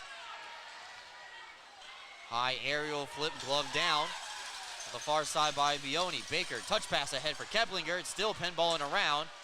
Kirkby turned it over, though. Bioni throws it to the net, just missing Ford behind the cage. He starts and stops against Weber. Forward of the year against Dan Weber, and it's picked away by Oliveri. And a big shoulder laid on Clay Keeley. Sometimes you're the egg, sometimes you're the frying pan. And Keeley that time was the egg. Keplinger out wide, a shot fought off by McAnanima. Rebound cleaned up and put into the corner. Centering pass looking for Ford, nobody home. As Karpinski playing it up ahead for Joe Kennedy. Quick re-entry from the Thunderbirds, played off the wall, took a funny bounce, still ended up behind the net. Panicek reversing the cycle for Salak on the far side. And Kirkby able to glide it out on the backhand. Now Pastuca one-on-one with Bond. Those two doing battle behind the net. Salak overskates a loose puck. Logar chipping one ahead outside the blue, but Kennedy throws it right back in where McAnanima has to take a look at it. Stone pulls it behind his own goal line, trying to get some separation using the net as a shield. Logar back on top of the puck, a stretch pass over to Tosto. He's onside, the shot, save made by Karpinski. Black Bears getting those chances, cutting through that Carolina defense. We know they'll cheat defense for offense, but when it comes the other way, not a great plan. And the Black Bears are a team that'll make you pay. If they keep up the pace and keep up the way they play, they'll definitely make you pay. Just the first shot on goal of the period for the Black Bears. They're now up to 13. Carolina has 3 this frame already. They're up to 21. Face-off one back from Steffen. Anderson shot denied. Steffen tried to whack in the rebound. This puck becomes available behind the net. Carolina able to clear. And Butita comes flying in, trying to give pressure to Jesse Anderson. Smith off the wall, finds the stick of Yates. Cuts into the middle, separated by the Carolina captain from the puck. Kramer right back out onto the ice. Carolina having a hard time. Turnaround shot from Yates is denied by a Carolina defenseman and deflected into the crowd. 14:43 left to go here in the second period. We're going to a timeout. Back with you after this.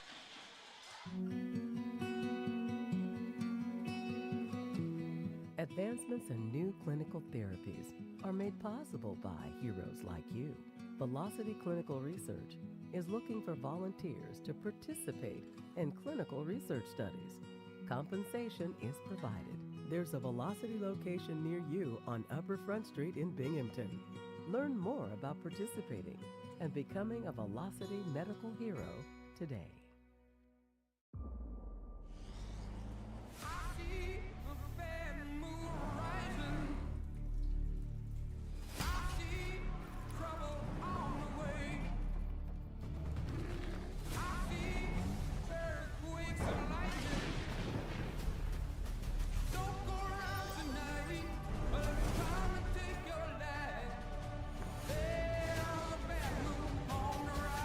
Toyota Trucks.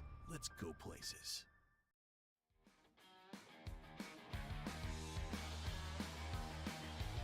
Welcome back in, everybody. Second period brought to you by our friends over at Greenlight Networks, fast fiber and reliable internet.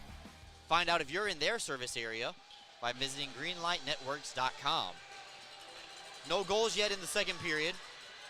We've played 5 minutes and 17 seconds so far, and the Black Bears lead 3-1.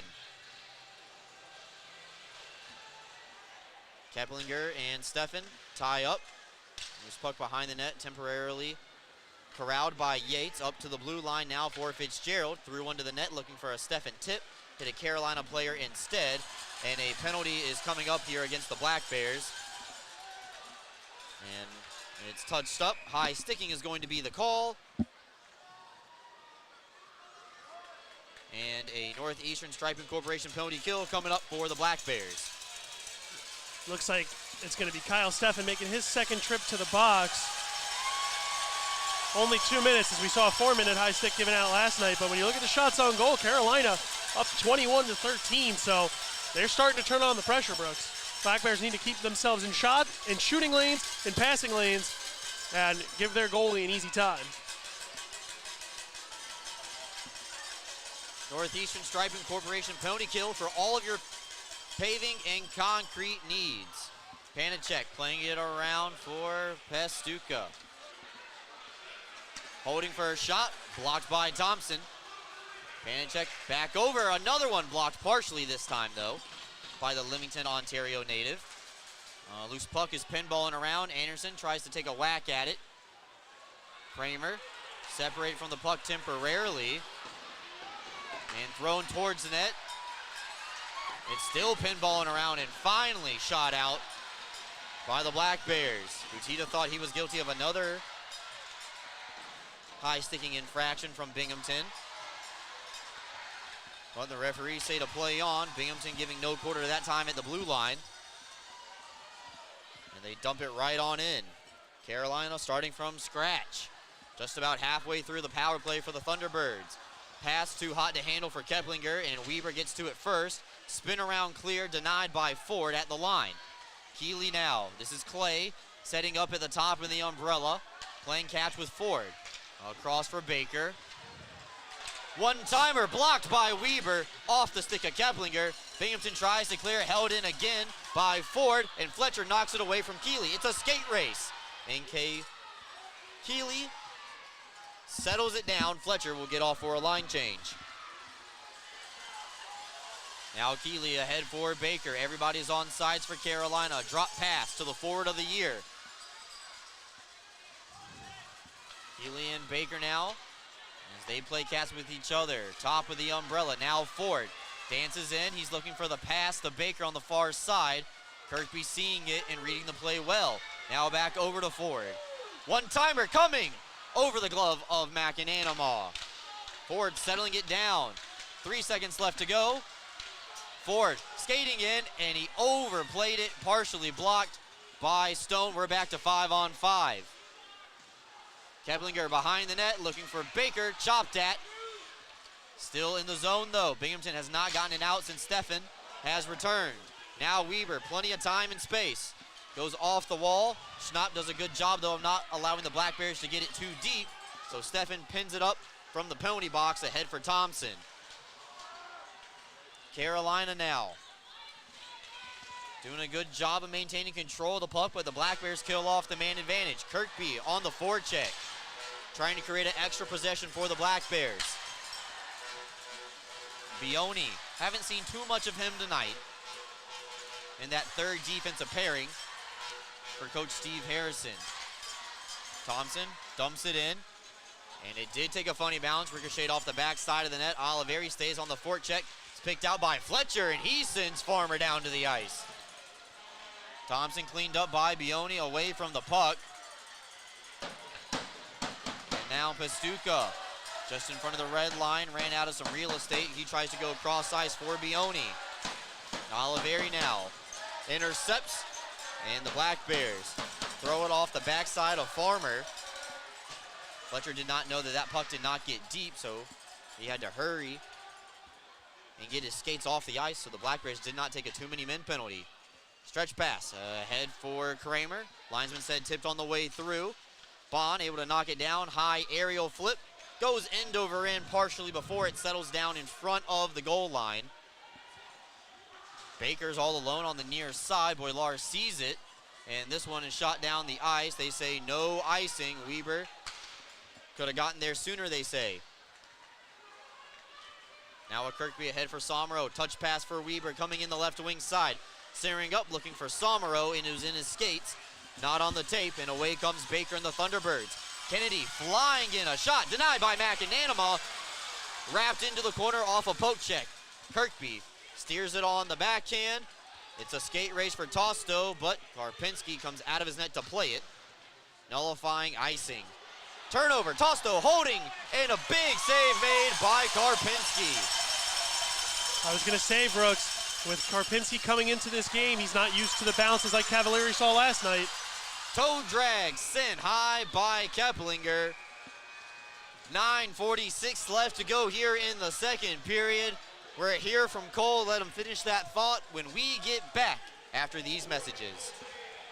Roman Acres Veterinary Hospital is proud to announce they are now offering urgent care visits from 8 a.m. to 5 p.m. Sundays beginning April 7th. This service is open for both clients and non-clients alike. If your pet is sick and your primary care vet isn't open, give them a call at 607-656-4285 or visit RomanAcresVet.com for more information.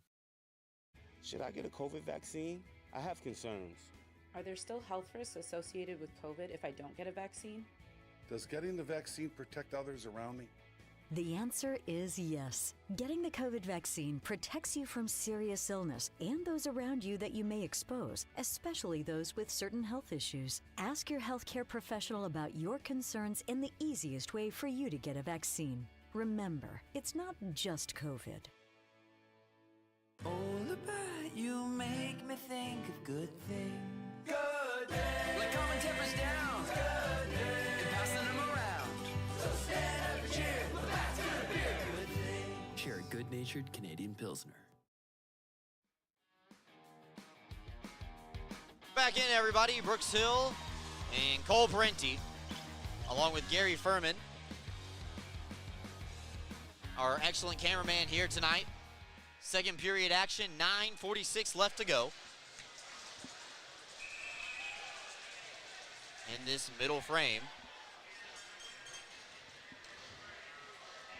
Offensive zone draw for the Thunderbirds. And a very odd-looking face-off formation. One-timer off the rip, over the head of McAnanama, bounced straight down for Fitzgerald. Takes a hit from Schnapp. Stayed alive. Kramer, a shot just off the outside of the net. Schnapp tries a wraparound bid, denied, looking for Kramer. Rolled off his stick at the last second. Anderson behind his own net, plays it ahead to Stefan. And he got his stick and skate tangled up with a Thunderbird player, I believe. Again, no icing, says the linesman. And Kramer forgot to hold on to his stick tightly. Got to firmly grasp it. Keeley, a stuff chance from a low angle, denied. Now Salak looking for a cross-ice feed for Pestuka. Played back up to the line for Keeley. Off the wall, Smith got a piece of it. Turnaround bid from Salak, he scores.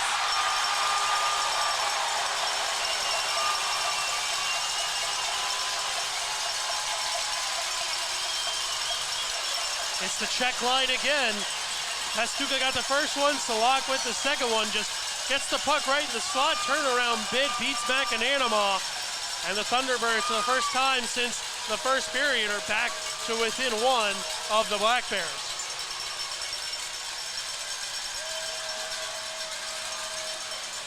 .11:08 time in the goal from Jan Salak.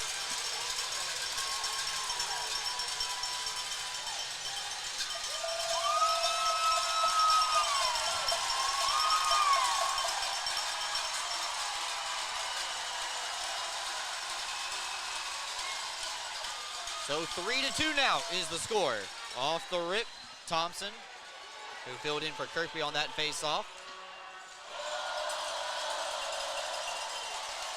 Plays the puck, and now Farmer ahead for Salak. And they're going to say tipped on the way through. Again, no icing. Coach Sherwood very, very unhappy with that one. Stone pinning the puck up against the wall. It's picked out by Kirkby. Sees some real estate in front of his own net. Skates through the blue paint and over the blue line. Dumping it in down low for Austin Thompson. Return feed back over for Kirkby. Salak flings Thompson down to the ice. And pinballs around. Never know how it's going to bounce out from behind the net. And Karpinski's holding. Weber, a shot into the glove.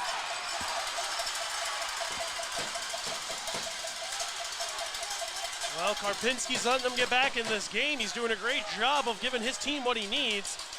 The Black Bears not letting that last goal get to them, and they're still throwing pucks at the net. They're throwing everything Karpinski can handle, and the Black Bears keep this up. They're going to connect not just once, but probably a few more times. So, Black Bears just need to keep playing what they're playing, Brooks, and they'll be all right. Or A-OK. So a false start against Tyson Kirkby. Oliveri trying to draw up the timing with the linesman.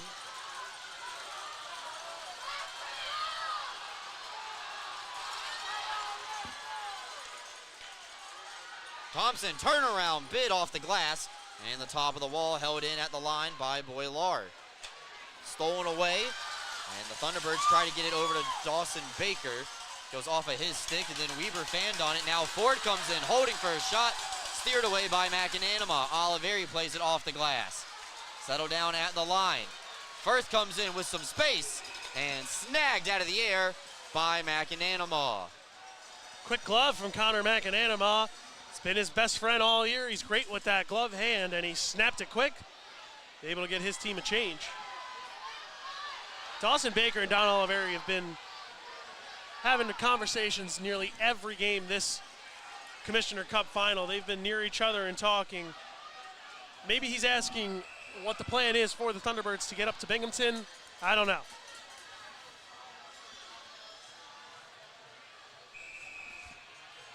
So Kirkby will stay on to take this face off. His line mates have shifted off. And Skeblinger does win it back. Played over to Kennedy. Since he misplayed it, his only play was to go off the wall. Now Keblinger back up to the blue line. D to D for Kennedy once again, looking for a tip. None provided. There's a tie up with Baker and Anderson in front of the net, steered into the open corner. Kennedy crunched by Kirkby. Logar tries to exit the zone with the puck, but Baker holds it in.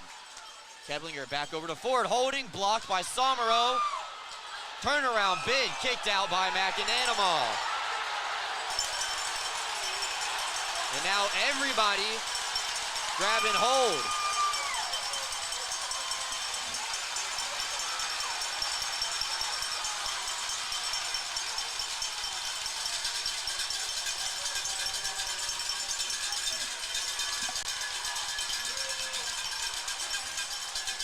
Well, anytime you play a team more than once in a row, you're going to get to know each other. The tension's going to build up, and it's just good old-fashioned sportsmanship and wanting it more.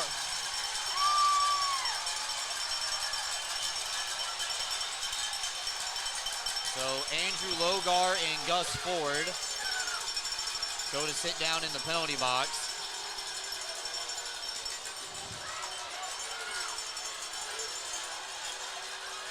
Not a bad trade to go to 4-on-4. Nothing against Andrew Logar, but you take the forward of the year out for the next 2 minutes.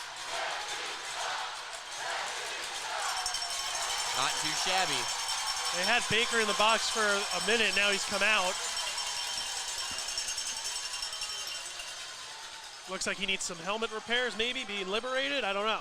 We'll have to see how this all shakes out. 13:04 time of these penalties.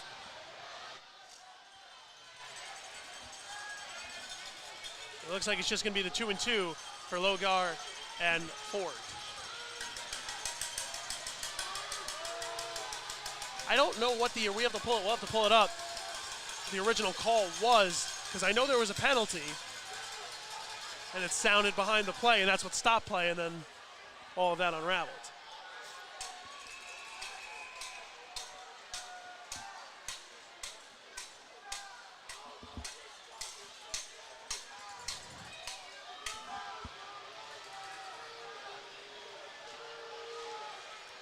So 4-on-4 is where we go.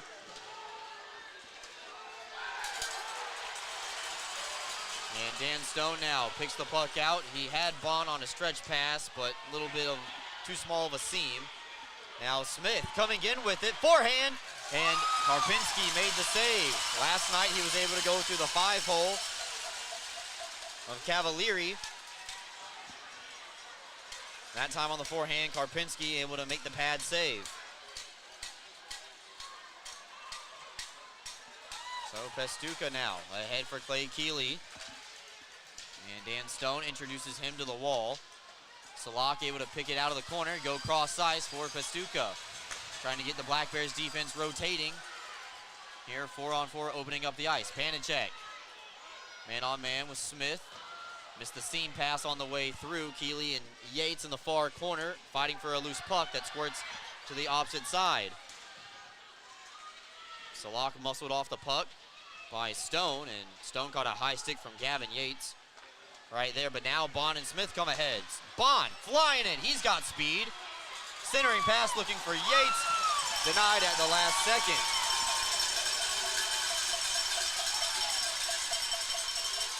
So Bond will skate off to the back door.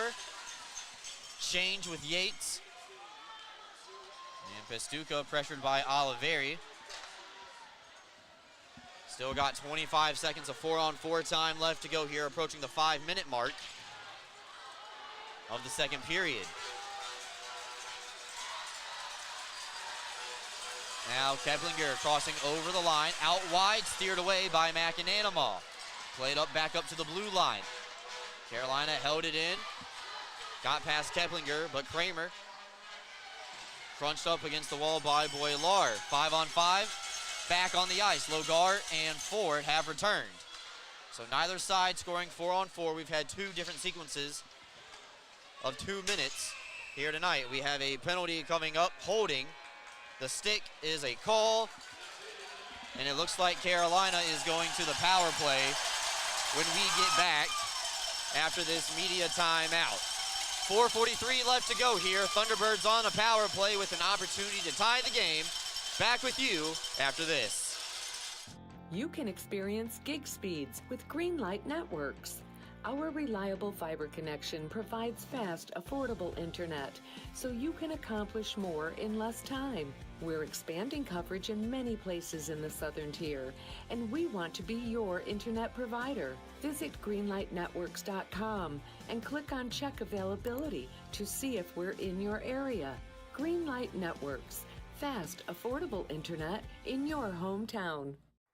For discounted name brand clothing and footwear for the whole family, Homer Men and Boys Store is the place to shop. In business since 1951, our woman-owned family business is known for treating their customers like family. And there's nothing more important to us than backing every sale with friendly service. Come visit us to see the largest pair of jeans in the world. Come see what we have for you.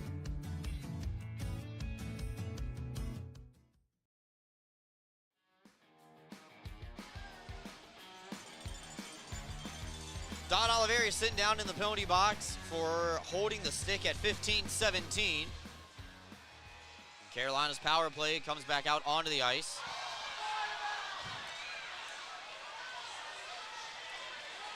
Schnapp trying to get in the ear of McAnanamall, and Austin Thompson had none of that.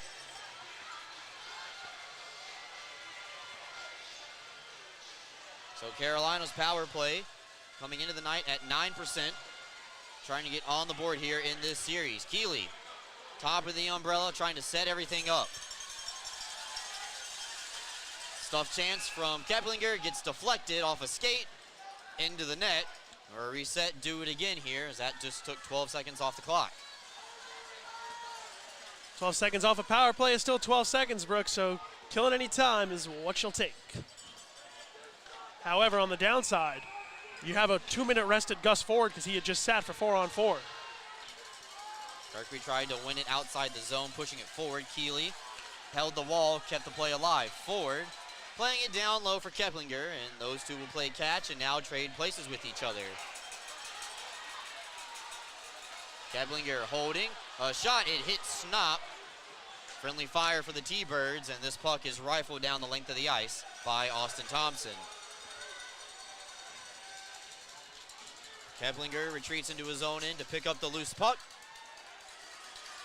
And will cut in at the blue line. Schnapp lost the handle on it, and that allows Stone the opportunity to send it down the length of the ice. Schnapp, Baker, and Keplinger with Ford head off for a line change. Second unit coming out for Coach Harrison.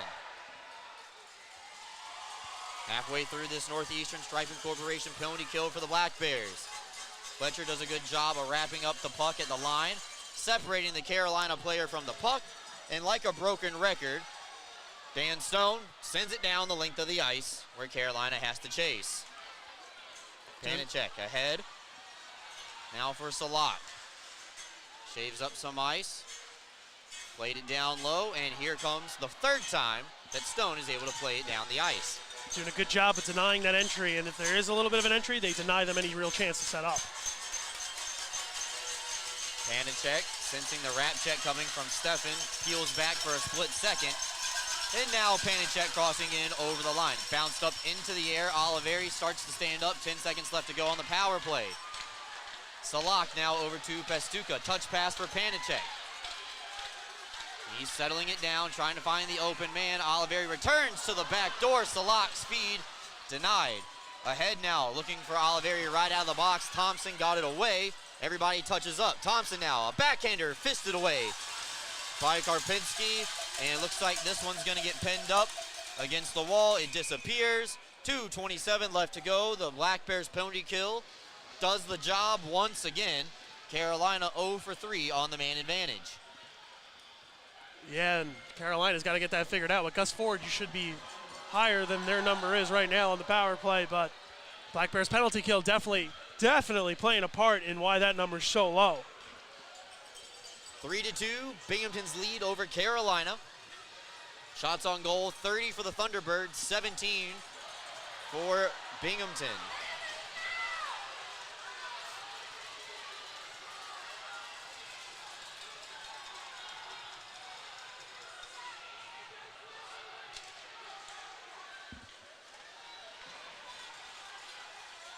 Butita, far side off the wall, trying to get it ahead for Schnapp. Poked away by Boylar, who got his first point of the playoffs on the Tyson Kirkby goal. That was the second goal of the night. Kennedy ahead for Schnapp. Picked out by Keeley, and out come the T-Birds. Butita cuts into the middle of the ice. A shot off the glass, bounced right back on the same side. Don't see that every day. Big hit laid on by Steffen. And Dan Weber has some time before Jacob Schnapp pushes him down to the ice. I think Steffen got the worst of that hit. He's still hunched over. He's in some pain. Took a beating last night as well. And some blood was drawn. Steffen chopping that one ahead. Linesman says no icing. Steffen gets over to the bench for a much-needed line change. And it's Fletcher onto the ice on a forechecking crew. Tosto settling it down, lost the handle to Ford. First line versus third line right now. Ford is on the bottom of your screen. Keplinger throwing one into the corner, read by McAnanama, and he'll hang on with 75 seconds left to go here in the second period. Bit of a choppier period, this one, between the Black Bears and the Thunderbirds, where the first period we saw some high scoring offense. This one we've only seen one goal. And not much setup from either one of these teams, but the shots on goal, 31 for the Thunderbirds, 17 for the Black Bears at the moment. So Thunderbirds getting their chances. Black Bears doing a great job keeping them out. So after the whistle, the top line comes out. Ford and Kirkby. Off the draw, Kirkby trying to whack it out of the zone, and he does. Carolina has to retreat into the neutral zone for Ford to touch up. Played around the wall. McAnanama staying put as Thompson gets it back to the opposite blue line. And there's 1 minute left to go here in the second period. Ford has his head up, finds his line mate Keplinger. It's knocked down. And Oliveri touching it up. Carolina was waiting on a delayed offsides, played around the wall where Ford's waiting. Anderson does a good job of wrapping him off the puck. Keplinger picks it out, centering pass. Missed everybody but back up to the line. Farmer, a shot denied, whacked by McAnanama. And they say it stays in temporarily. Oliveri playing it out into the neutral zone. Keplinger ahead with Fitzgerald, and then Keplinger sent down to the ice by Thompson. Kirkby elevating it out to Oliveri, 15 seconds left to go. Oliveri's able to get it deep. Panicek takes a crunch from Thompson, coming away with a loose puck. Tried to center up for Fitzgerald. Squirts through the blue paint, and that is where the period is going to come to an end. Binghamton will have a 1-goal lead going into the third period. Thunderbirds faithful giving their team a cheer. They were the only ones to get on the board, bringing it back, but that cheer really should be for Cody Karpinski. He's doing a great job in relief of Mario Cavalieri, excuse me. And one more period to play at least, maybe more coming up. So both teams separate. Looks like Andrew Logar not done talking to Jacob Schnapp just quite yet.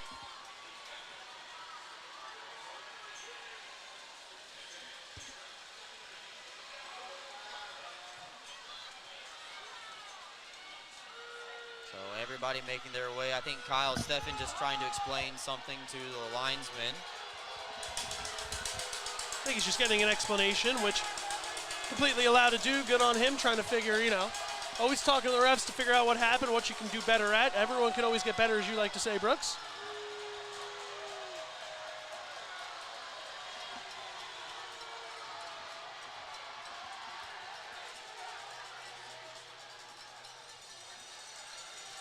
So Coach Sherwood tells the guys, hey, let's regroup, head to the locker room. As Cole mentioned, Carolina got the only goal in that period.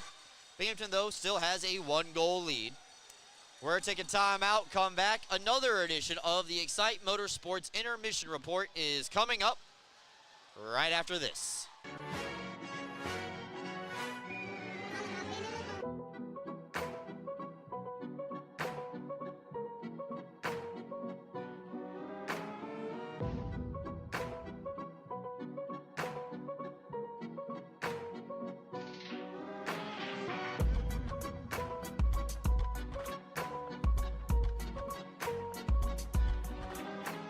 When you care about something, you take care to protect it. The family that depends on you, and the future you're planning for them. You'll have your own college stories too someday. With sound advice, smart strategies, and a broad variety of life insurance options, Security Mutual can help provide for the people you care about and also help you reach your financial goals. It's a sound plan. The time to start thinking about college. And retirement is now. Security Mutual Life, the company that cares.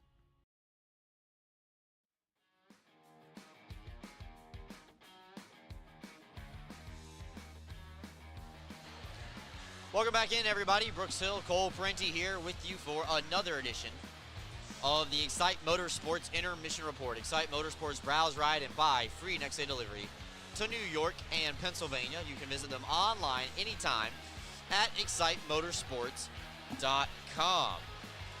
Not as many goals in that period, Cole. We only saw one find the back of the net. It was a turnaround bid from Jan Salak, his first of the series. And it makes it a 1-goal game going into the third period. Yeah, just puck found his stick in the right spot at the right time. He was able to turn around and surprise McAnanama right from the slot. And that was all we had to talk about. Cody Karpinski did a good job of playing these lively glass panes. You didn't see it last night, so he may not have been as prepared as Mario Cavalieri would have been, but you couldn't tell by how cool, calm, and collected he was. Connor McAnanama always cool as a cucumber under pressure. Shots on goal brought to you by our friends over at the Columbia Mutual Life Insurance Company, proud sponsors of the stat sheet all season long. Only 5 shots on goal for the Black Bears. That might be a season low in that second period. Carolina only had 13 compared to their 18 in the opening period. A lot of mucking it up in the middle of the ice, and not a lot of opportunities for pucks to find the net. A couple of good chances for the Black Bears, but a period that was better played by the Thunderbirds, even though they did score 1 goal. Even if they didn't score, I would say that that period was better played by Carolina. Carolina, though, did go 0 for 2 that frame on the power play on the man advantage. They're 0 for 3 on the night. Binghamton did not go on the man advantage that period.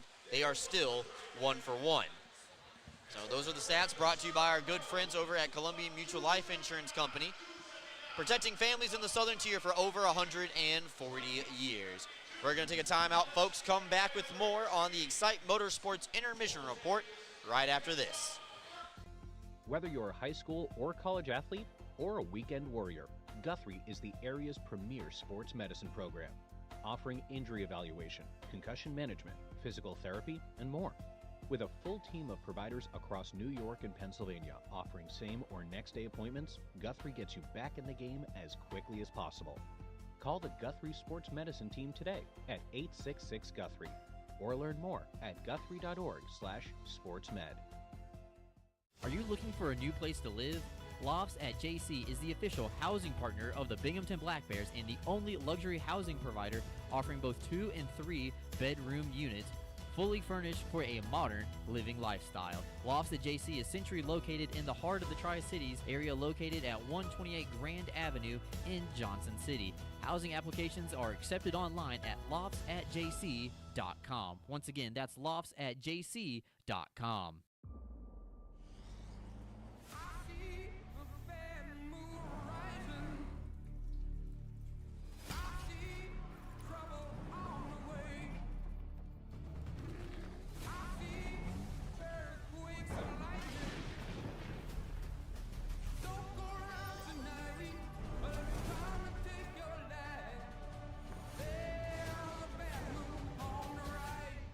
Moto Trucks. Let's go places.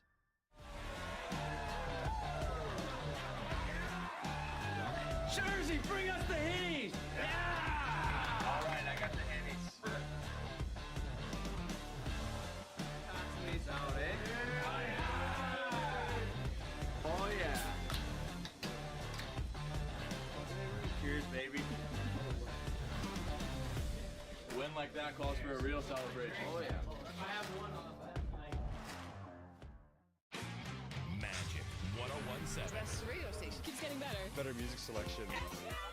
Best ever. Makes me feel better. Number 1 for music and fun. It's like the best ever. Magic 1017. 100% local.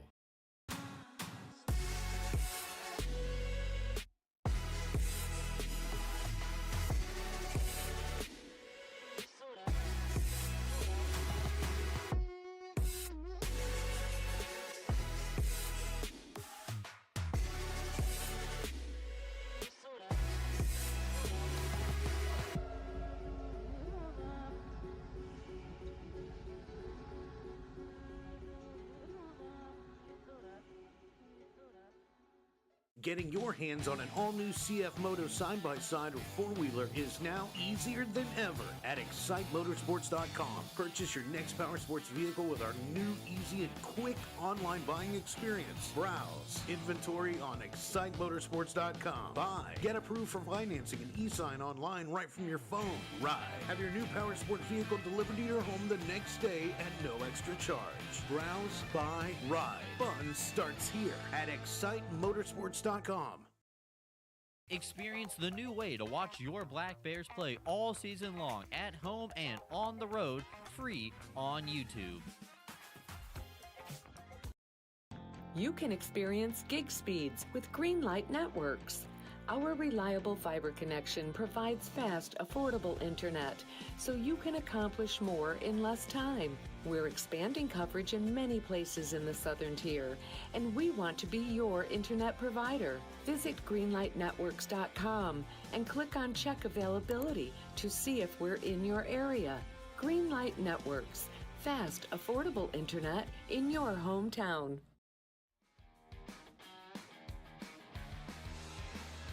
Welcome back in, everybody. Second period edition of the Excite Motorsports Intermission Report. Binghamton leads 3-2 after 40 minutes of play here in Winston-Salem at the Fairgrounds Arena. Shots on goal, though, favor the Thunderbirds, 31-17. Binghamton going to look for a little bit more breathing room in the third period, but they played good enough to have the lead, and probably deserved to have the lead based on the way that they played the opening 20 minutes. Big thanks to everybody hanging out with us live on YouTube. Over 1,300 of you guys watching live from various places all across the country. I see some people who are at the game and also pulling up the stream as well. It's at least 26 eyeballs, Brooks. 2,600 eyeballs, I should say. 0 for 2, 0 for 3 for me. Swing and a miss, but thank you again for showing us all this support. Final road game of the season. Hope to see your support out in the Visions Veteran Memorial Arena next week. Sure to be a good one. Saw a comment in the YouTube chat while the Chuck a Puck promotion was going on before we took that time out, that a certain fan would rather chuck his puck at Trevor. Me too. I thought that was really funny. Trevor cost me a few Mario Tennis games today in the hotel, so I would also like to chuck my puck at Trevor. Okay. So, 11 minutes left to go here in the intermission. Oh, we got somebody watching from Hawaii. So that's pretty cool. I wonder if we've hit, I'm sure we haven't because it's tough, but all 50 states. You know, if somebody has watched a game from Alaska this year, that's pretty cool. But I would think every state has tuned in. Somebody from every state has tuned in at least one time. That is pretty neat. Oh, someone's watching from Scotland. International broadcast. Hello. Oh, this guy says, Cole, you probably picked Donkey Kong in Mario Tennis. No, I was the Chain Chomp was the only time I won. Okay. Alex liked to pick the Donkey Kong, Alex Jones. Okay. Oh. Now we got everybody talking about what state they're watching in. That's pretty cool. Underrated pick, Mario, any sport, is Daisy. She's a gap-to-gap hitter in Mario Super Sluggers Baseball. Phenomenal at any sport she picks up. So Daisy's a winner in my opinion. All right, let's change topics before people stop tuning in to the broadcast. 11 minutes left to go here in the intermission. Out-of-town scoreboard between the Boston Bruins and Toronto Maple Leafs. No score in that one. So that's a Game 7 that is still searching for the game's first goal. We have 5 of them here. Won that period, Jan Salak. The only goal, an even strength goal at 11:08 of the period. And the check line was doing an excellent job on the forecheck. Binghamton trying to not let that one sink in a little bit too much because Coach Sherwood not too happy that there was not an icing call on that play. Didn't have a direct result, but about 30 seconds later, while puck continued to stay in play, Carolina able to score. So Jan Salak gets the goal. Yuri Pastuka gets the primary assist, and Peter Panicek gets the secondary. So everybody on the check line tonight has 2 points. Yeah, the checks showing up. They were put together early into the first period last night, get put together to start tonight. So there's a reason they've been together as long as they have. Yuri Pestica, the one transition forward and defense. So they show their worth in and out every night, and today they've definitely shown it. All right, we're taking time out. Come back with more. Back with you after these messages here live on YouTube.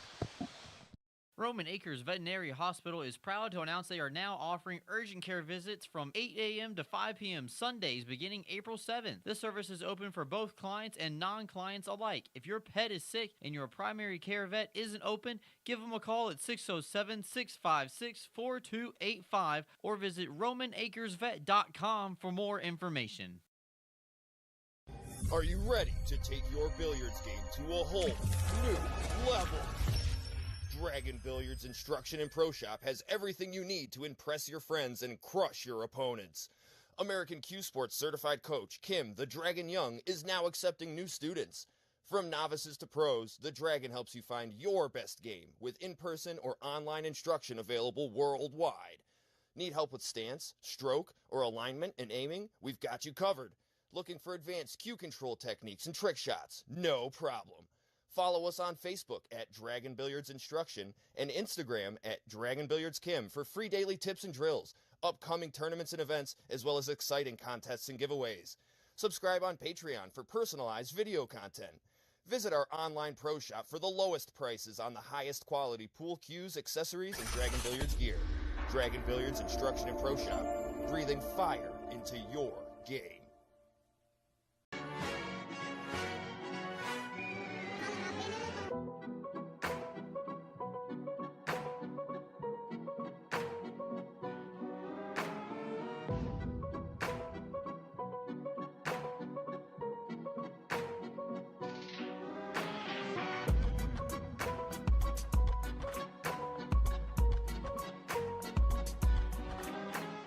When you care about something, you take care to protect it. The family that depends on you, and the future you're planning for them. You'll have your own college stories too someday. With sound advice, smart strategies, and a broad variety of life insurance options, Security Mutual can help provide for the people you care about and also help you reach your financial goals. It's a sound plan. The time to start thinking about college. And retirement is now. Security Mutual Life, the company that cares. Get access to exclusive player events, monthly parties, and road trips to away Black Bears games. This is what you get when you become a member of the Binghamton Black Bears Booster Club. Stop by the Booster Club table behind Section 4 at the next Black Bears home game, pick up a 50-50 ticket, and sign up to join for just $10. Stay up to date on the Booster Club by liking their Facebook page, facebook.com/Binghamton Black Bears Booster Club. Monthly meetings with players, road trips, and a whole lot of fun when you join the Black Bears Booster Club.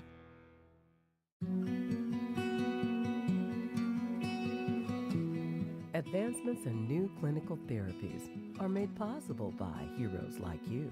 Velocity Clinical Research is looking for volunteers to participate in clinical research studies. Compensation is provided. There's a Velocity location near you on Upper Front Street in Binghamton. Learn more about participating and becoming a Velocity medical hero today. You can experience gig speeds with Greenlight Networks. Our reliable fiber connection provides fast, affordable internet, so you can accomplish more in less time. We're expanding coverage in many places in the Southern Tier, and we want to be your internet provider. Visit greenlightnetworks.com and click on Check Availability to see if we're in your area. Greenlight Networks, fast, affordable internet in your hometown.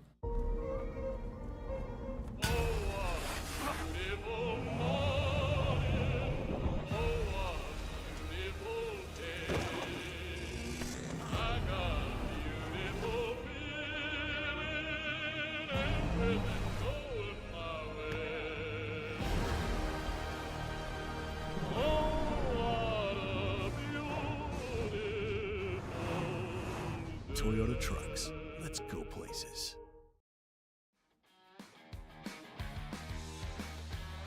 Welcome back inside the Winston-Salem Fairgrounds down here in Winston-Salem, North Carolina. My name's Cole Parenti alongside Brooks Hill, and we still got some time before the Thunderbirds and Black Bears return to hockey. So if you have any questions for me in the chat, throw them in. I mean, I've been here since day one, started in the kids' corner, worked way up here to the booth. So if you have any questions about the team, the journey, anything, put them in the chat, and I'd be happy to answer them. 4:30 left here on the board. The Black Bears hoping this one isn't going to go to extras. Neither are the Thunderbirds. Both teams looking to get this done in regulation. But one team up 3-2, that's the team in white and green. And they just need to keep throwing those pucks to the net, keep up their intensity, and keep playing their game. If they do all those things, they should have no problem coming away with the 2-0 series lead. So first question here says, what's your favorite fast food restaurants? I'm a Moe's fan. It's probably my favorite. Definitely, so I'm going to go with that. Let's see, what else do we have? Nothing really yet, but 3:33 up on the big board. And Brooks, I'll ask you, what do the Black Bears need to do to walk out of here with this 2-0 lead that they want so badly? I think rediscover the way that they were playing in the first period. I think Carolina had a good adjustment. In that second frame, and the Thunderbirds did a good job on the forecheck cycling the puck. Binghamton, how they got their goals in the first period was doing the things that Carolina was doing in that frame. Granted, hard to really find some common ground there, as remember they started the period 4-on-4. Then you have the Stefan high sticking minor, another 4-on-4 segment, and then Don Oliveri gets holding the stick. So you don't spend too much time at 5-on-5. You spent 4 minutes at 4-on-4, and another 4 at 4-on-5. So 12 minutes of 5-on-5 play that period. Hard to really generate a rhythm, especially in the second period with a long change. But you press on, and you approach this third period as if you were playing a 0-0 game. Yeah, I think that's the difference. Yeah, Brooks, there's some questions for you here in the chat. First one, who do you pick in Mario Golf? Who's your go-to? You, to me, seem like just a plain Mario guy. Nope. You don't seem like you rock the boat with Waluigi or Wario. Waluigi. Really? Yep. Because he wears purple. That's it? That's the only reason? Yep. Oh, my goodness. Someone asked, what's my favorite thing about away games? just getting to feel like I'm a part of the team for a little bit. Fun to be on the bus, fun to see what this life is really like and just getting started. Brooks, someone asked what's your favorite fast food, and be mindful that in the chat, they said that you were probably obligated to say Cookout. Not obligated, it's my choice. And Cookout would definitely be correct. I wish we had a Cookout. Look, I'm telling people, everybody needs to go to Cookout's website and send them an email and be like, hey, we need this spot in the 607. Instant money maker. You're make your money back within a year. Yeah, especially with the nightlife in Binghamton, I think you would, someone should invest. If you want to open a franchise, someone in here should do that. One more question, I guess, before we go. What's your favorite Mario game, Brooks? This was for both of us. You definitely are like trying to. You're a Mario Sonic Olympic games guy. Nope, I did have it all the time because I still have it at my house in Binghamton. Mario Superstar Baseball. GameCube? Yep. I was gonna say Mario Super Sluggers on the Wii. No, the OG. You know, actually, I probably shouldn't admit this, but my freshman year, I was able to download it on my computer, and sometimes during class, I was playing some Mario Baseball. And probably not the greatest freshman year thing, but it's behind me now. So we have the FCC show up at the hotel tonight. Our save everybody the trouble. It was Cole. Gladly turn them over, no problem. I don't think that's the FCC. That's like, is it piracy? No, it was a ROM, so I think it's fair game. Okay. Well, thought I said a no-no word after you said FCC, Brooks. Got scared. Getting ready here for the third period, brought to you by our friends over at BJ's Wholesale Club. We will start the period 5-on-5 like we did the first period.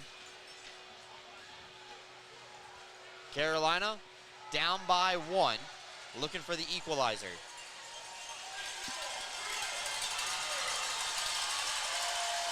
Opening draw, won by the Black Bears. Stone ahead for Kirkby, and Carolina clogging up the middle of the ice here on this first shift. Trying to allow Gus Ford a partial break the other way. He's the high player, as that one is tipped on target by Kirkby, and Karpinski, drifting out of his net, just hangs on for a whistle. Yeah, that one took a bit of a weird hop on him there, right into his chest and then his glove. So Karpinski having to get used to that ice there. Some, you know what I like to say, dirt ball reads. Paying off right there. Puck knocked back, Oliveri behind, centering up for Kirkby, trying to catch Karpinski, looking the other way. Almost worked for the Black Bears, and now it's behind the line, where it's picked out of the corner by Kennedy. Ford's on the left wing side, as Kennedy comes flying in, left the puck behind, and a stretch pass ahead for Kirkby, trying to use his weight as a shield. A backhander steered away by Karpinski.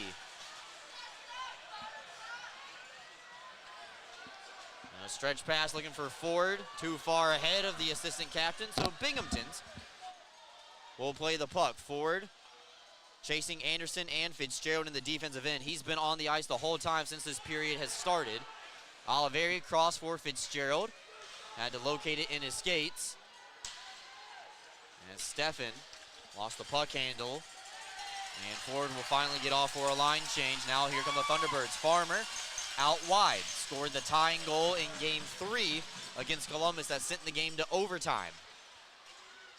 Around the wall, Oliveri steers it on the side for Yates, and Yates is going to take offline. Coming in the right wing side, Yates cuts into the middle, got his stick lifted, and maybe on the follow-through, a delayed penalty. McAnanama will leave the crease and get off for the extra attacker. So Binghamton will be headed to a power play, their second of the night. Yates now still with control. Centered up and knocked down by Farmer. And high sticking is the call against the Thunderbirds. As you said, Brooks, second power play of the night here. Coming up for the guys in white, the Black Bears. Farmer got a piece of Yates as he was cutting in. And Brooks, we haven't mentioned in a while because it was so long ago in the first period. Brooks, Yates is still on hat trick watch. Correct. I'm sure he'll be looking any chance he gets to fire at the net, but when it comes to the postseason, it's less about those kind of more like accolades of, hey, I want to see if I can get the hat trick, throw it at the net. It's make the right play, get everything done, and if someone scores, someone scores. You don't care who it is on your team as long as it's for you. So Bond now skating in from the defensive position, gets passed off in the zone defense by the Thunderbirds for pressuring Bond. Carolina trying to clear the zone. It keeps bouncing up and down, and it does make it past the blue line. Yates goes underneath the stick of Keplinger, and Oliveri takes a high stick. And both referees immediately telling Tucker Firth to go over to the penalty box. And Binghamton going to be on a 5-on-3. So high sticking infractions against double 1 and double 2. Clay Keeley and Tucker Firth sitting down. 2:34 time of the penalty. They might have just called this interference with the ref. I saw him cross his arms in the emotion, so I don't know, but the Black Bears are going to have some serious time to work 5-on-3. If you're Coach Sherwood, do you use your time out here and talk this over with your team? No, I think you save it this time around. Okay. It would definitely tempt me to draw up a play and say, this is where I want this puck to focus. I'm sure it's going to find its way to the slap shot of Dakota Bond, and I'm sure they're going to keep working their way in towards Karpinski. Haven't been able to break through Cody just quite yet. He's been stellar in relief of Mario Cavalieri. Bond now holding. One-timer from Kirkby. Misses everything but stays in play. So while Oliveri gets attended to, well, that puck got pinballed around. Karpinski able to make the save. And that'll get the crowd excited. Connor Smith takes Oliveri's spot. And the good news for the Black Bears is that Ollie's right back on the ice there. It looks like it's going to be Austin Thompson who he switches out for. So Coach Sherwood's going to have both his cannons firing probably from both sides. Especially with a 5-on-3, they're going to have a lot of ice to work with. 5-on-3 for the next minute 12. Bond holding. It was blocked partially by Schnapp. He's the high forward. Bond throwing it down low, looking for Smith on a touch pass for Yates out in front. Smith now looking, and that one will be intercepted by Pestuka. He's able to get it down the length of the ice. Quick re-entry for Binghamton. Linesman says no offsides, and it works out for the Thunderbirds that time that the clock continues to run. 40 seconds left to go in the two-man advantage. Binghamton in their second power play of the night right now. Yates crosses over the line. Clay Keeley will be the first player to come out of the penalty box. Everybody gets set up. Smith bringing it up high, trading places with Bond and Oliveri. Smith across, one-timer. Caught by Karpinski. Well, he's been able to command that crease real nice tonight, being able to go side to side there. And I've really enjoyed watching Cody Karpinski in relief of Cavalieri.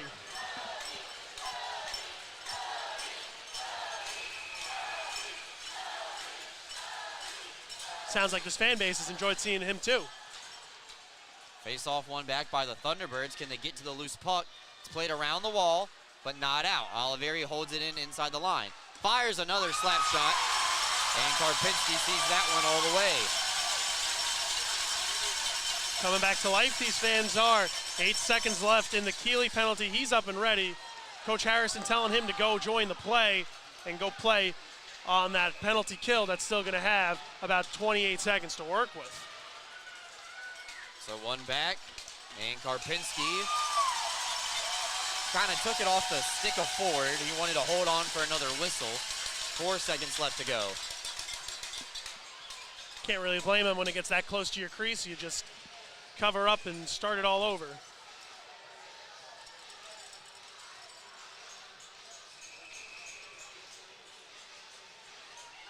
So forward will go off. 4 seconds left to go, 5-on-3. One by the Black Bears, played down behind. First man is out of the box.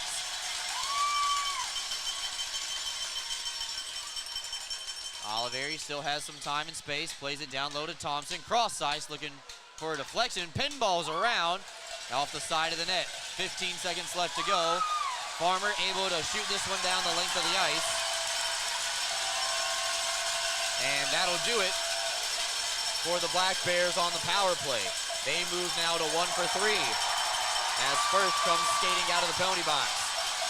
That's going to give some momentum here to the Thunderbirds, killing off 2 huge penalties in the early bit of this third period.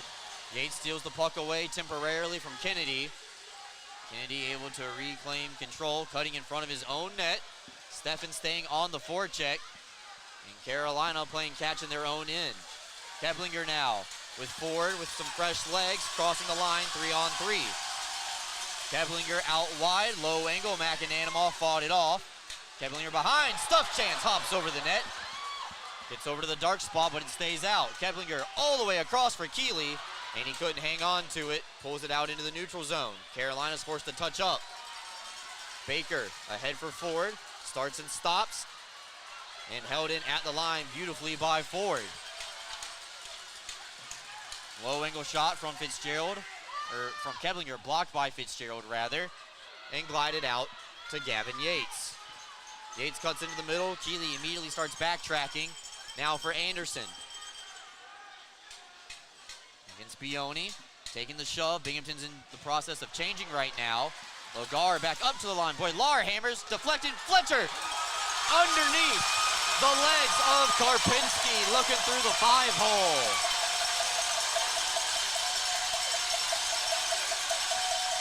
Sends us to a media timeout. Karpinski with some stellar saves, keeping this in reach for Carolina. Back with you after this. Are you ready to take your billiards game to a whole new level? Dragon Billiards Instruction and Pro Shop has everything you need to impress your friends and crush your opponents. American Q Sports certified coach Kim the Dragon Young is now accepting new students. From novices to pros, the Dragon helps you find your best game with in-person or online instruction available worldwide. Need help with stance, stroke, or alignment and aiming? We've got you covered. Looking for advanced cue control techniques and trick shots? No problem. Follow us on Facebook at Dragon Billiards Instruction and Instagram at Dragon Billiards Kim for free daily tips and drills, upcoming tournaments and events, as well as exciting contests and giveaways. Subscribe on Patreon for personalized video content.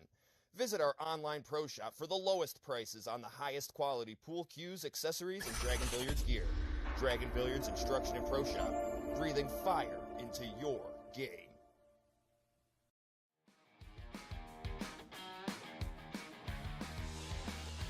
Welcome back, everybody. Black Bears YouTube here in a 1-goal game, 3-2. Cody Karpinski with some excellent saves here in the third period.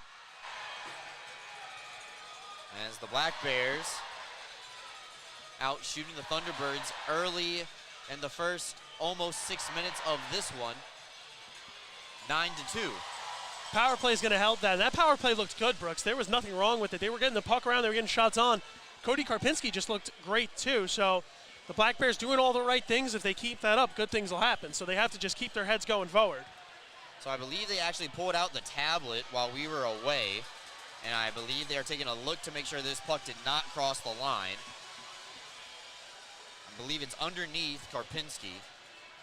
And unless they can see something different than what I saw live, this will just be no goal.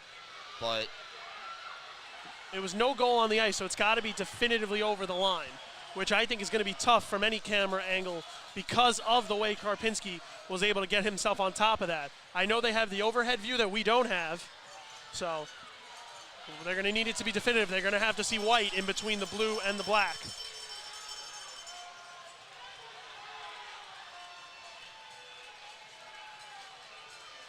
And I don't think they have. No goal.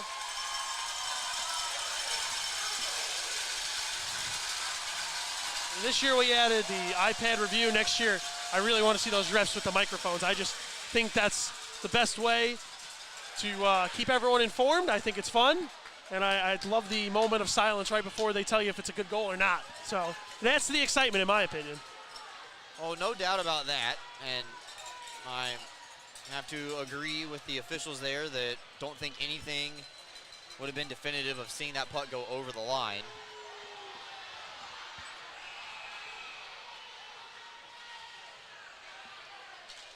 So off the draw, it's pulled back by Keeley. That was Nate. High aerial flip from Schnapp out to Boylar.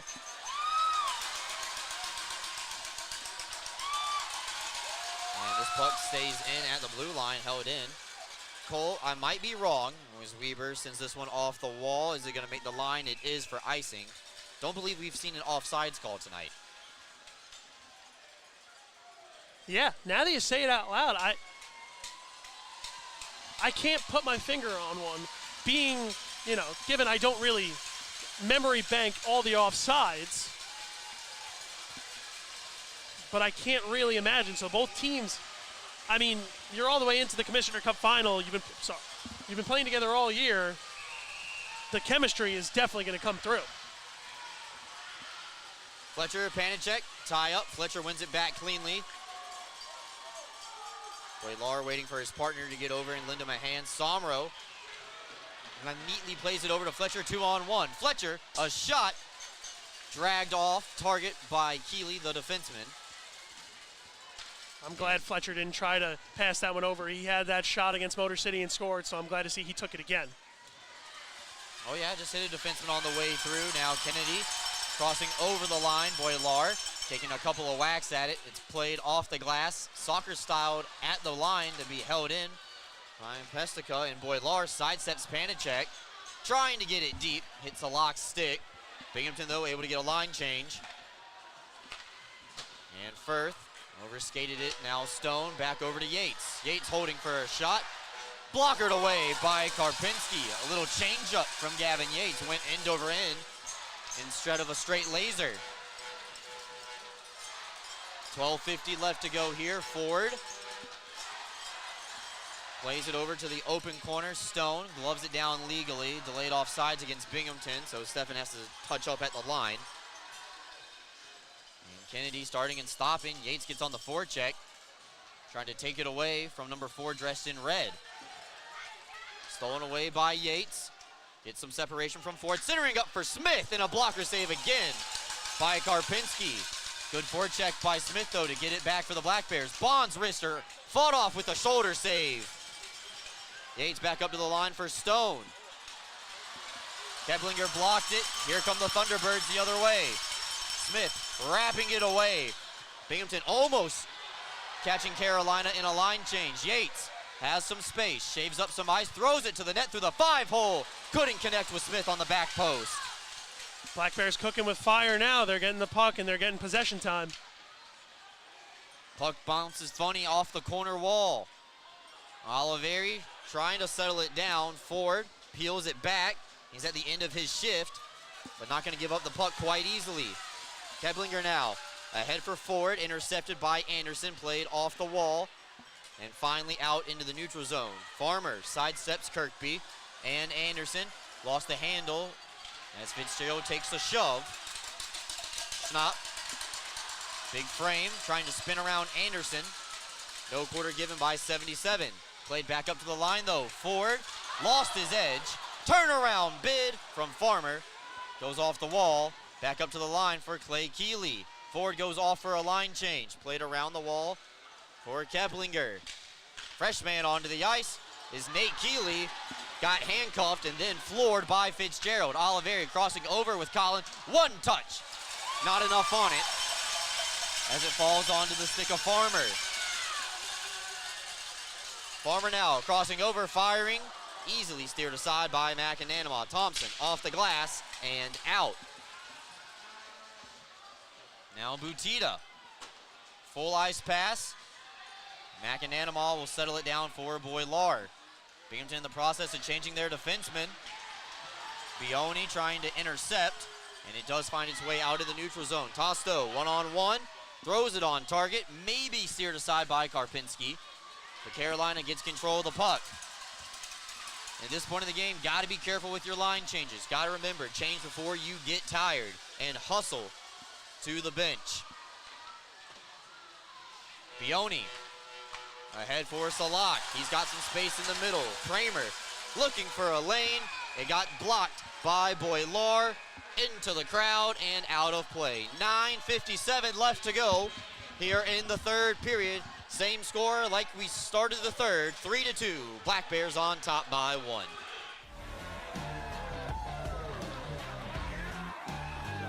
Jersey, bring us the Hitties! Yeah! All right, I got the Hitties. Out, eh? Oh, yeah. Cheers, baby. A win like that calls for a real celebration. Oh, yeah. Getting your hands on an all-new CF Moto side-by-side or four-wheeler is now easier than ever at ExciteMotorsports.com. Purchase your next power sports vehicle with our new, easy, and quick online buying experience. Browse inventory on ExciteMotorsports.com. Buy, get approved for financing and e-sign online right from your phone. Ride, have your new power sport vehicle delivered to your home the next day at no extra charge. Browse, buy, ride. Fun starts here at ExciteMotorsports.com.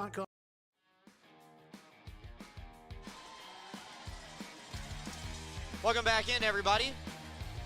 9:57 left to go here. Over the halfway point of the BJ's Wholesale Club third period. Still signing up people each and every day over at the Oakdale Commons in Johnson City, where fans can sign up and save up to 25% off grocery store prices each and every day. And they have cheap gas.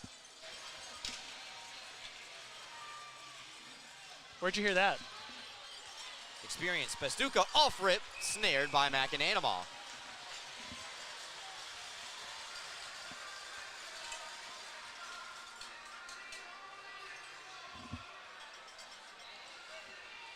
Well, what else could you have asked for from these first two games here of this Commissioner Cup final? Both teams coming out electric. The fans here have been electric. I expect nothing less than that from the fans back in Visions Veteran Memorial Arena, but it's been fun, definitely, Brooks. Absolutely. Face-off is won by the Black Bears. Yates with some excellent wing play again, gets it across to Smith. Cuts into the middle, Yates holding, impeded a little bit by Panicek on the way through, but we play on. Kramer overskates, Boilar gives it a whack to keep it away from Carolina's possession and knocked back out into the neutral zone. Keeley cutting in. No quarter given by Yates, who just has a soft high flip. And Pastuca picks it up across the line for Panicek. Blocked off the skate of Boilar, back over to the far side. Kramer, nice little toe drag move, able to get the puck away. This is a penalty coming up against Weber. Not going to put up too much of a protest, as this is slashing against the Black Bears. I don't think Weber knew he took the penalty. He's looking around a little surprised. Stick snapped right as his stick came down, so that's a slash, which will buy you 2 minutes in the box. And crunch time here on this kill, Brooks. 10:53, time to the penalty.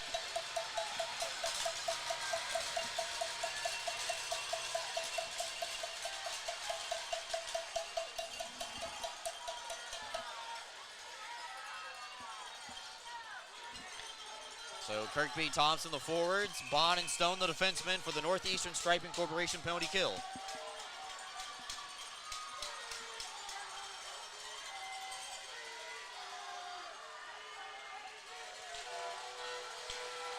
Face off, one back to the Thunderbirds defenseman in Keeley. Forward, and Baker holding. Schnapp has lost his stick in front of the net. Through traffic, McAnanama makes the save. Schnapp goes to recollect his stick. Thompson, like how he scored the empty net goal last night, just slow rolls it down the length of the ice. First 25 seconds gone on the power play for Carolina.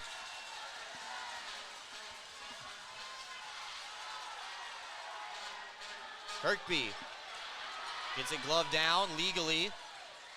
on a hand pass in the defensive zone. Remember, folks, you can do that as long as you're behind the blue line. As this one is just poked ahead. And penalty called here against Schnapp. That'll end the Carolina power play. Interference is the call. Is that going to go against Schnapp or Baker? Baker was on top. Schnapp made the initial contact. So Carolina 0 for 4 on the man advantage.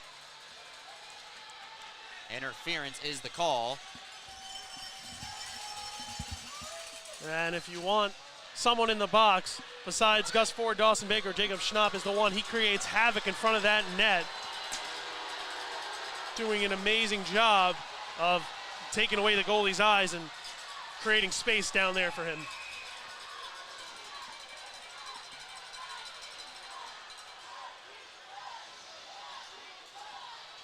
So Yates and Smith will be the forwards. Yates trying to win it to himself. Able to temporarily have control, but Thunderbirds take over possession.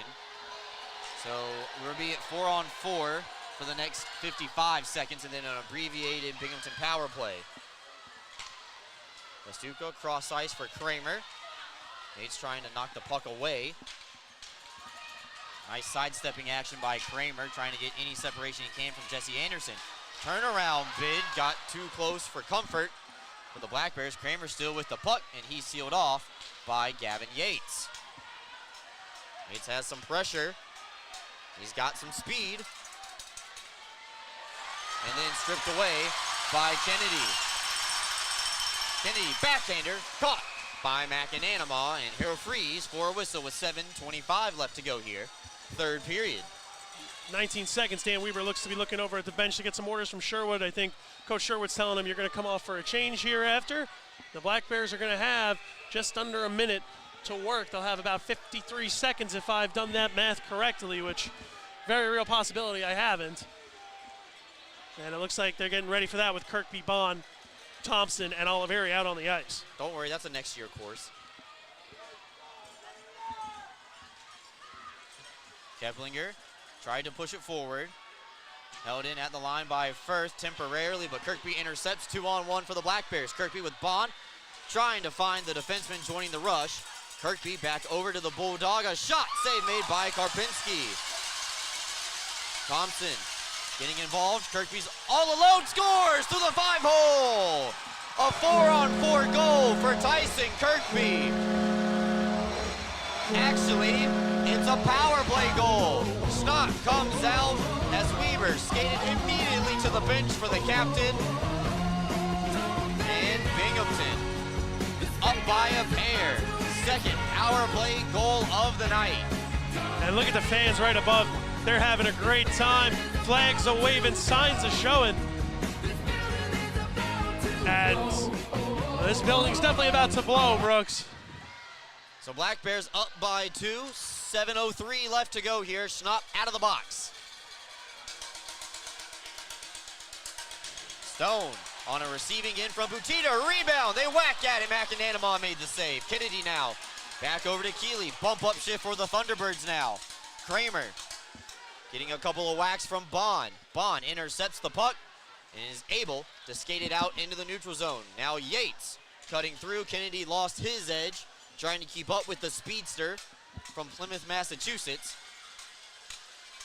And the Thunderbirds left the puck behind on the first time, breaking it out through the neutral zone. Big hit between Yates and Butita. And now Steffen fires a shot. Karpinski made the save.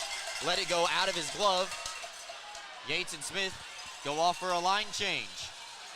Firth from deep puts it into the mitt of McAnanama. He'll hang on with 6:09 left to go here in the third period. Brooks, something we forgot to mention, that fourth goal, Burger King cheeseburger goal if we were in Binghamton. Made sure to bring our own burgers tonight. Try to take a picture and put it up on the fan page later to show, but 4 goals, that's a burger goal, and so it's a big insurance goal there for the Black Bears. So now it's going to be a defensive battle for them to get this home. Hopefully they can tap in another one and really send themselves down or up to Binghamton in a good spot. Kramer on the forward check. tried to center up, nobody in a red jersey there. Thompson was the only player for either side. This will one hot to Karpinski. He elects to keep the puck in play, not allowing Binghamton the opportunity to set up for an offensive zone draw. So Kirkby and Yates with 2 goals each here tonight.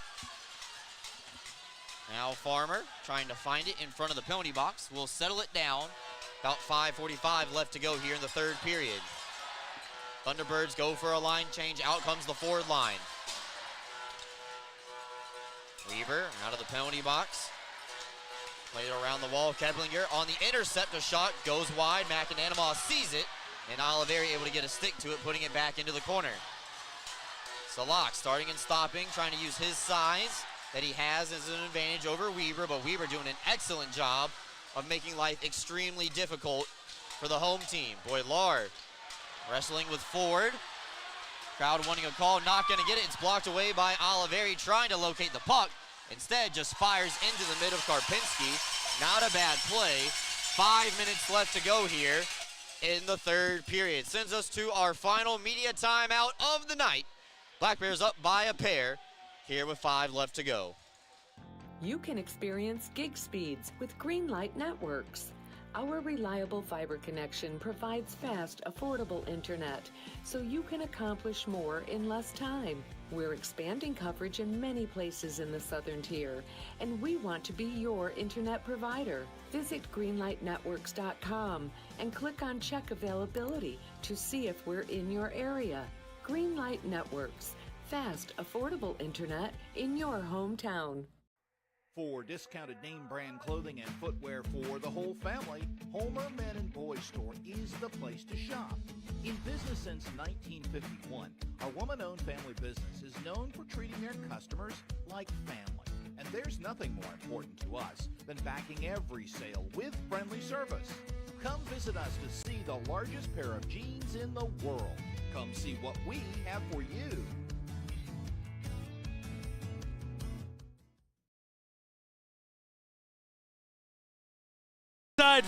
The Winston-Salem Fairgrounds, as you get a look at our board, wanted to prove to you we have some burgers here for the burger goal.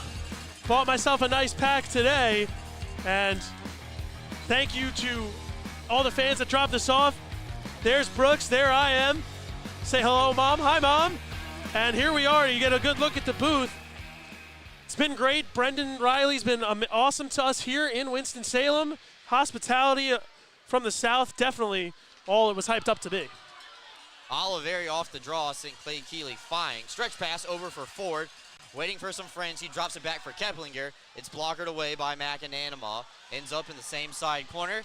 Extra attacker is out as Karpinski has vacated the net. Kennedy holds it in. Thompson could not get it out. Over to Keplinger. Carolina needs 2. Early pull. Stuff chance. And they score. Keplinger banking one in.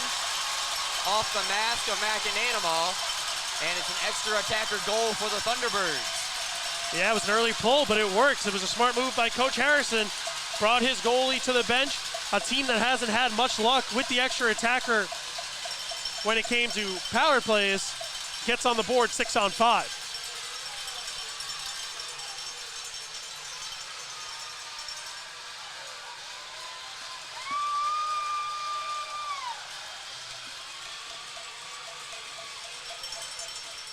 So McAnanama immediately brings his helmet over to the bench. Dylan Konechny, head equipment manager, trying to do some quick work on it to make sure the straps are secure. And I'm looking over at the Carolina bench right now, and Coach Harrison telling Karpinski to stay put. No early pull now, down by 1, so the extra attacker with just under 5 minutes left works for the Thunderbirds. They got the first one. Can they get the second?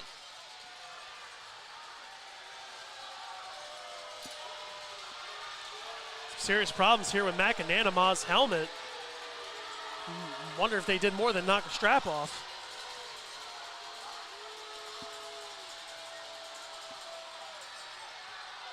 So you can tell that the referee and linesmen are concerned about it because they're observing Dylan under a microscope. Making sure everything is done by the letter of the law.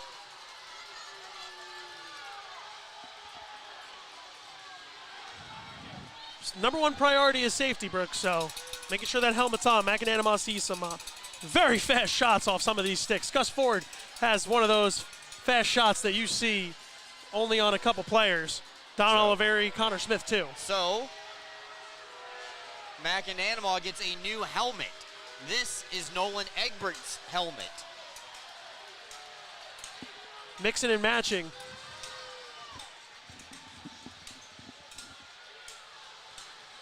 Interestingly enough, I don't know if this comes into play, but Nolan Egbert's helmet may be strapped to handle way more hair than Connor McAnanama's.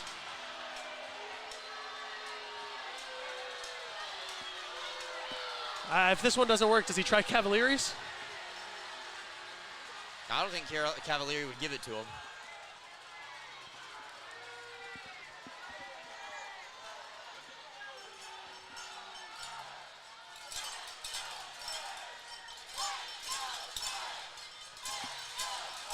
So 4-3, 4:32 left to go here. Shots on goal, 40 for Carolina, 34 for Binghamton. Carolina scores an extra attacker goal to make it a one-goal game.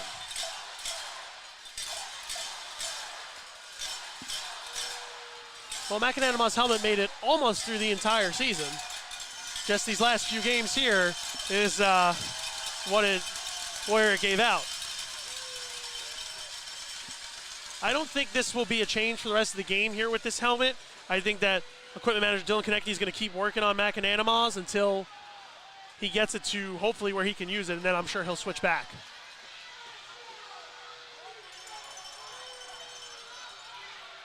Good on the officials for McAnanama letting McAnanama take his time. With goalie helmet and how important it is, you want to make sure all the straps are fastened and everything is loose. You don't see too much of a protest coming up from the Thunderbirds about it.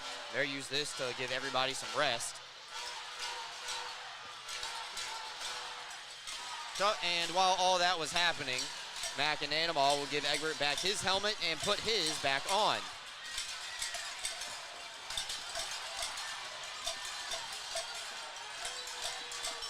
So the extra attacker goal from Josh Keplinger at 15:28.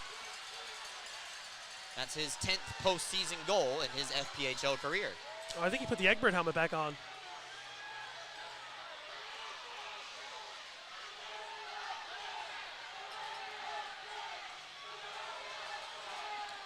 That's the Egbert helmet, I believe, if I'm looking at it right here on the screen. You are. So McAnanama coming in.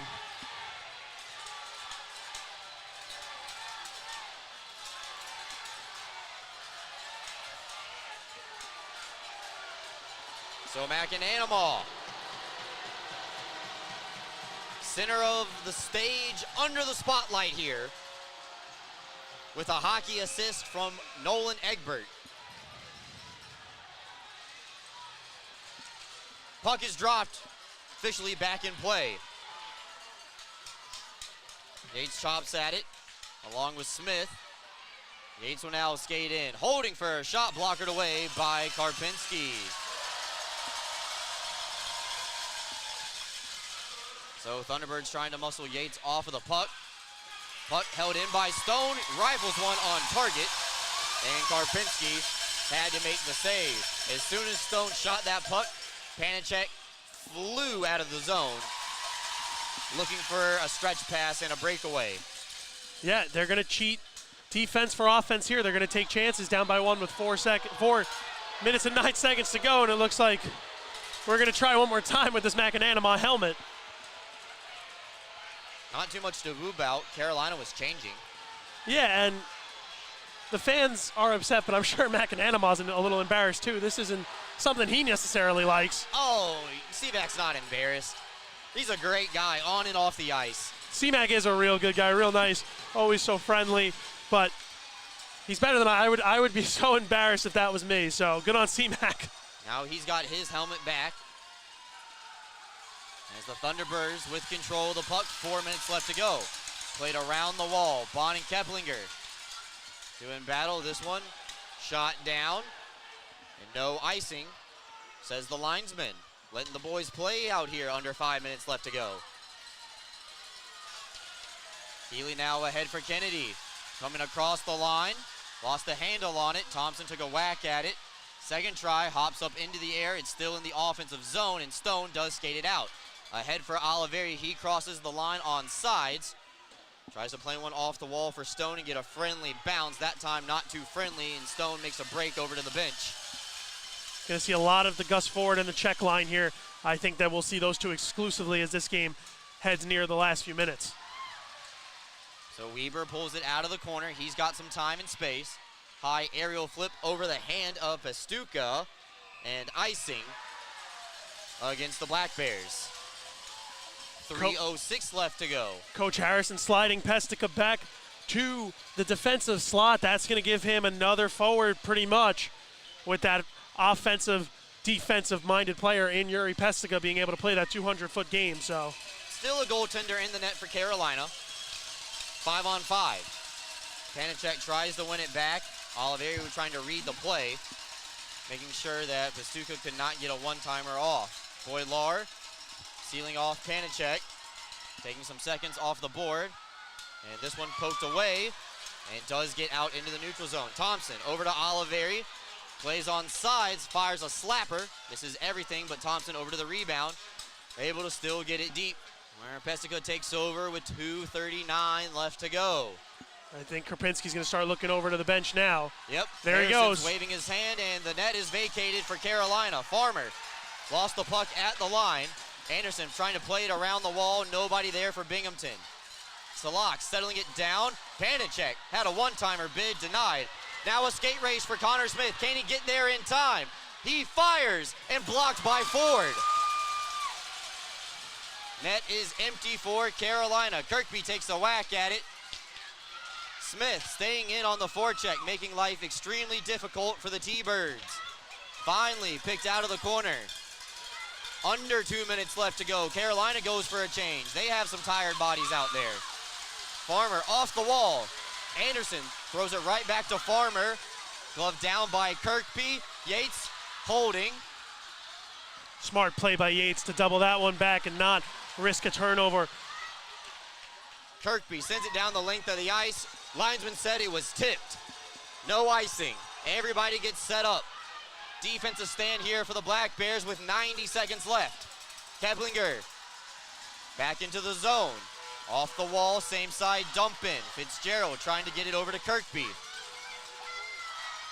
Overload on the left side of the ice for the Thunderbirds. It works out. Ford fires, blocked. Thompson down the length of the ice, just wide. Icing against the Black Bears.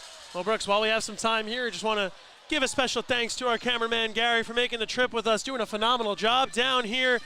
We don't have a camera to show him giving a thumbs up, but he's been great, so thank you to him for making the trip. And, you know, it's been fun to be around, too. You've been doing it, you know, been joining in with us, playing the Mario Tennis. Taught you Mario Kart today. Big day for you, Gary. Big day. But like I said, thanks again for joining us. It's been great having you. I know you were talking about the time you went down to Houston for that final, so thank you one last time for coming with us to Carolina. Big thanks to everybody traveling down from the front office. Everybody's in attendance. Kelsey, Bobby, Trevor, EJ, Alex, Andreas's parents, Froggy, Cole, Brooks. Big traveling party. Carolina calls timeout with 1:08 left to go. Realize they might not know who Froggy is. That's Andreas's son. Yes.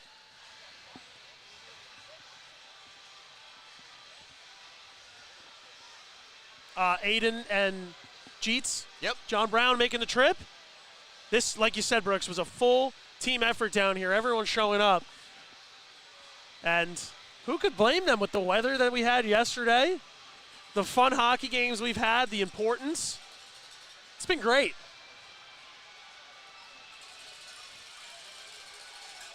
I remember we were walking around today. Alex said it was more like an upstate New York day. Yeah, he did, because it was a little rainy. A little bit of rain. Oh, other people made the trip. Was your parents came to support? Thank you to them again. They took us out to lunch. That was nice of them. Final road game of the season has at least 78 more seconds in it. Extra attacker is out for the Thunderbirds. Face off, tied up. Fitzgerald slapping it ahead. Oliveri able to get a piece of it. And icing again against the Black Bears.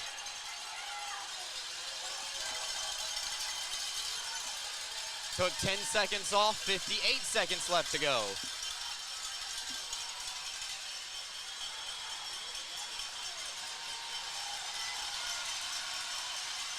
And we have a false start.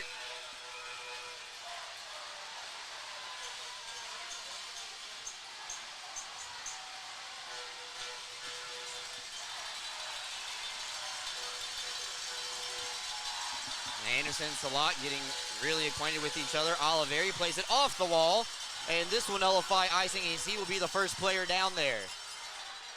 Oliveri left it for Thompson. And Thompson draws a plethora of Thunderbirds from the flock to chase after that puck. Didn't have the angle to get the shot off, 40 seconds left. Played off the glass, McAnanama stays put. Ford looking for the pass up to the line. Touched up now, Pastuca. And Keblinger holding for a shot blocked by Thompson. Oliveri giving chase to the rebound. Pastuca hits Anderson. Anderson off the glass and ahead to Oliveri. Turnaround, bid just wide, but he's ahead of the center line. 12 seconds left to go here. Ford cutting in through the middle of the ice for Salak. Far side, he's got some space. Keblinger back to Salak. Throwing it towards the net. McAnanama made the save. Green light comes on. Referees blowing the whistle. And they are going to put 1 second on the clock. So 1 second goes back up on the clock.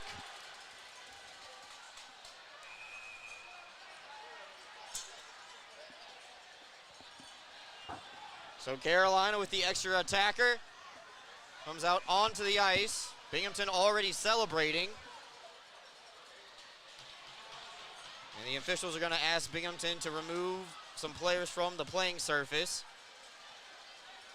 Setting up like a free kick in soccer, just putting everyone in front of that net. I think Kirkby's just going to try to dive on this puck and keep it there for the second.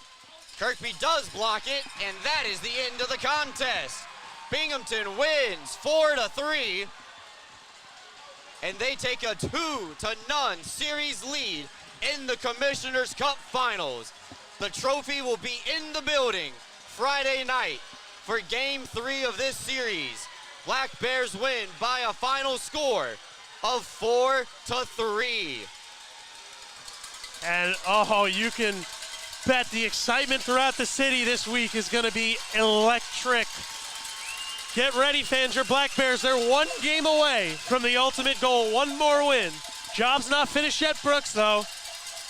Carolina took the first 2 games last year, lost 3 straight to Danbury, so you cannot celebrate until the job is done. But for the Black Bears, coming down here to Carolina, taking 2 games on the road. Something they've never done in franchise history is beat Carolina back-to-back nights. Check. No time like the present to check that one off the bucket list. And it may be hot on the bus, it may be a long trip, but it's going to be a happy one tomorrow. Final score, Binghamton 4, Carolina 3, 2-0 lead on the road here for the Black Bears. Take a time out. La Quinta Inn & Suites post-game show coming up after this. Jersey, bring us the hitties! Yeah! All right, I got the hitties.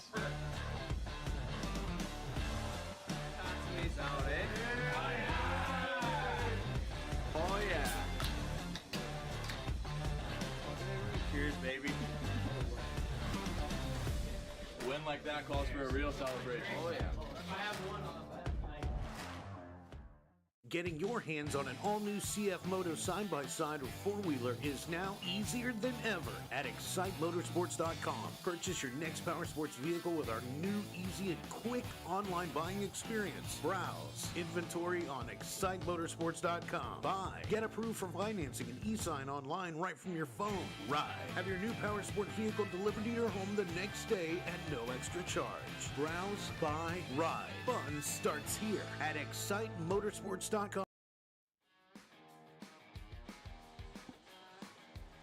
Welcome back in, everybody. La Quinta Inn and Suites post-game show live on YouTube. Final road game of the season. Ends in a victory for the Black Bears as they will skate away with the 4-3 W. They defeat the Carolina Thunderbirds on back-to-back nights and take a 2-0 series lead on the road, meaning they have the opportunity to clinch the Commissioner's Cup Friday night, May 10th at 7 p.m. Tickets on sale at binghamtonblackbears.com/tickets or by calling the office 607-722-7367.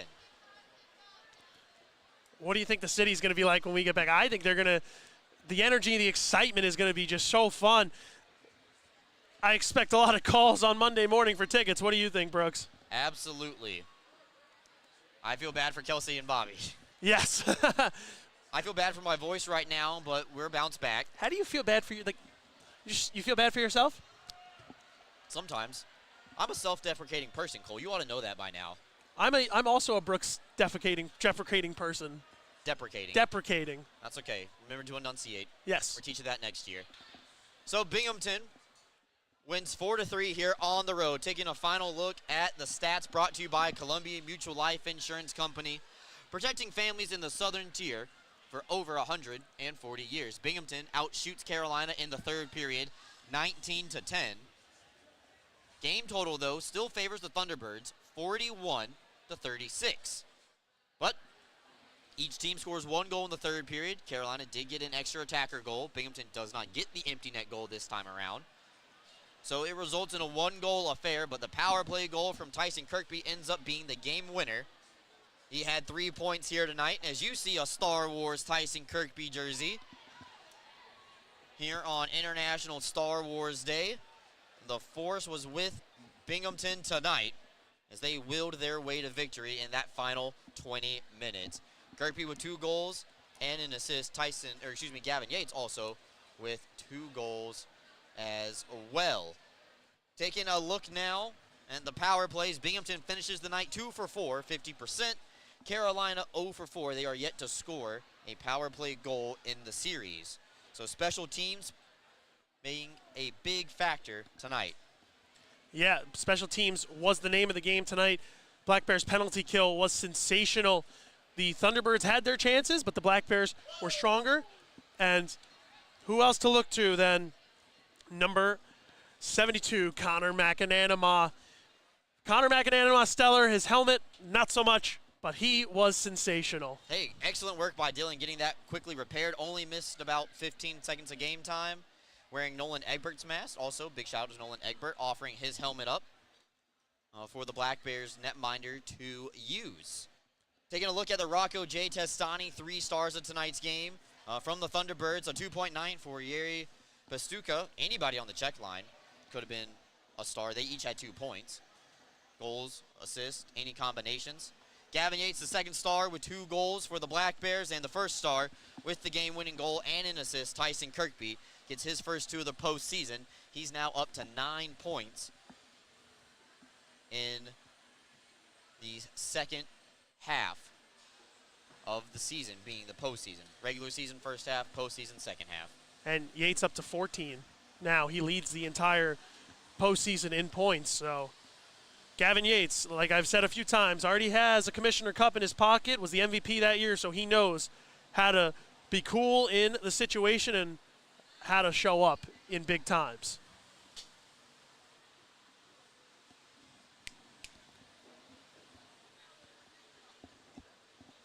So, let's let's try to find a way to wrap up this one. Cole, give us your final thoughts before we send it off into the night. Well, Brooks, my final thoughts is one more. All they need is one more game won, and there will be another banner inside Visions Veteran Memorial Arena, another trophy to the city of Binghamton. So, Brooks, 2 words, one more. So there's a look at 2 guys who are going to have a very busy week. That's Trevor Potenziano, Director of Game Operations, and Bobby Gross, whose phone is probably not going to stop ringing all week long once we get back in Binghamton. Cole already gave out your email address, yeah, Bobby. That's who you send the emails to for the rally chair T-shirts right there. The guy with the mustache, Robert at BinghamtonBlackBears.com. Beware the chair. Tell him you want it. Send the emails. He loves to read them. He reads them all the time. He's more than happy. I had to talk him out of not giving your cell phone number out. What was your number again? Air. So that was a good one. Don't fall for it. All right. Well, we know we got a lot of happy people who are about to make the trip back to Binghamton, some tonight, some tomorrow morning. Black Bears are leaving town early tomorrow night, and we will be back in town for Monday morning. Office opens, and you can get your tickets then.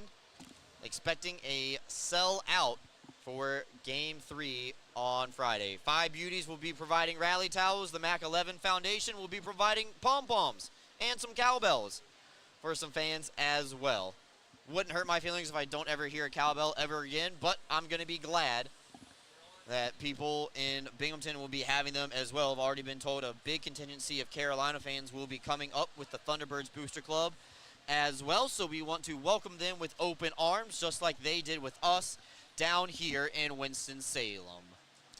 Ask them for a ride, too. If I annoy Bobby and Trevor too much, they kick me out of the car, that I'd like to come up with them if I need the ride. So, for the final time this season on the road, my partner Cole Parenti, cameraman Gary Furman, everybody from the Binghamton Black Bears front office who made the trip down to Winston-Salem with us here tonight. My name is Brooks Hill, signing off for the final time on the road. The next time you hear my voice will be for Game 3 of the Commissioner's Cup Finals. The Cup will be in the building with an opportunity for the Black Bears to clinch and the Thunderbirds having the ability to stay alive for their season. Have a good night, everybody. Enjoy your Sunday. We'll see you in Binghamton on Monday.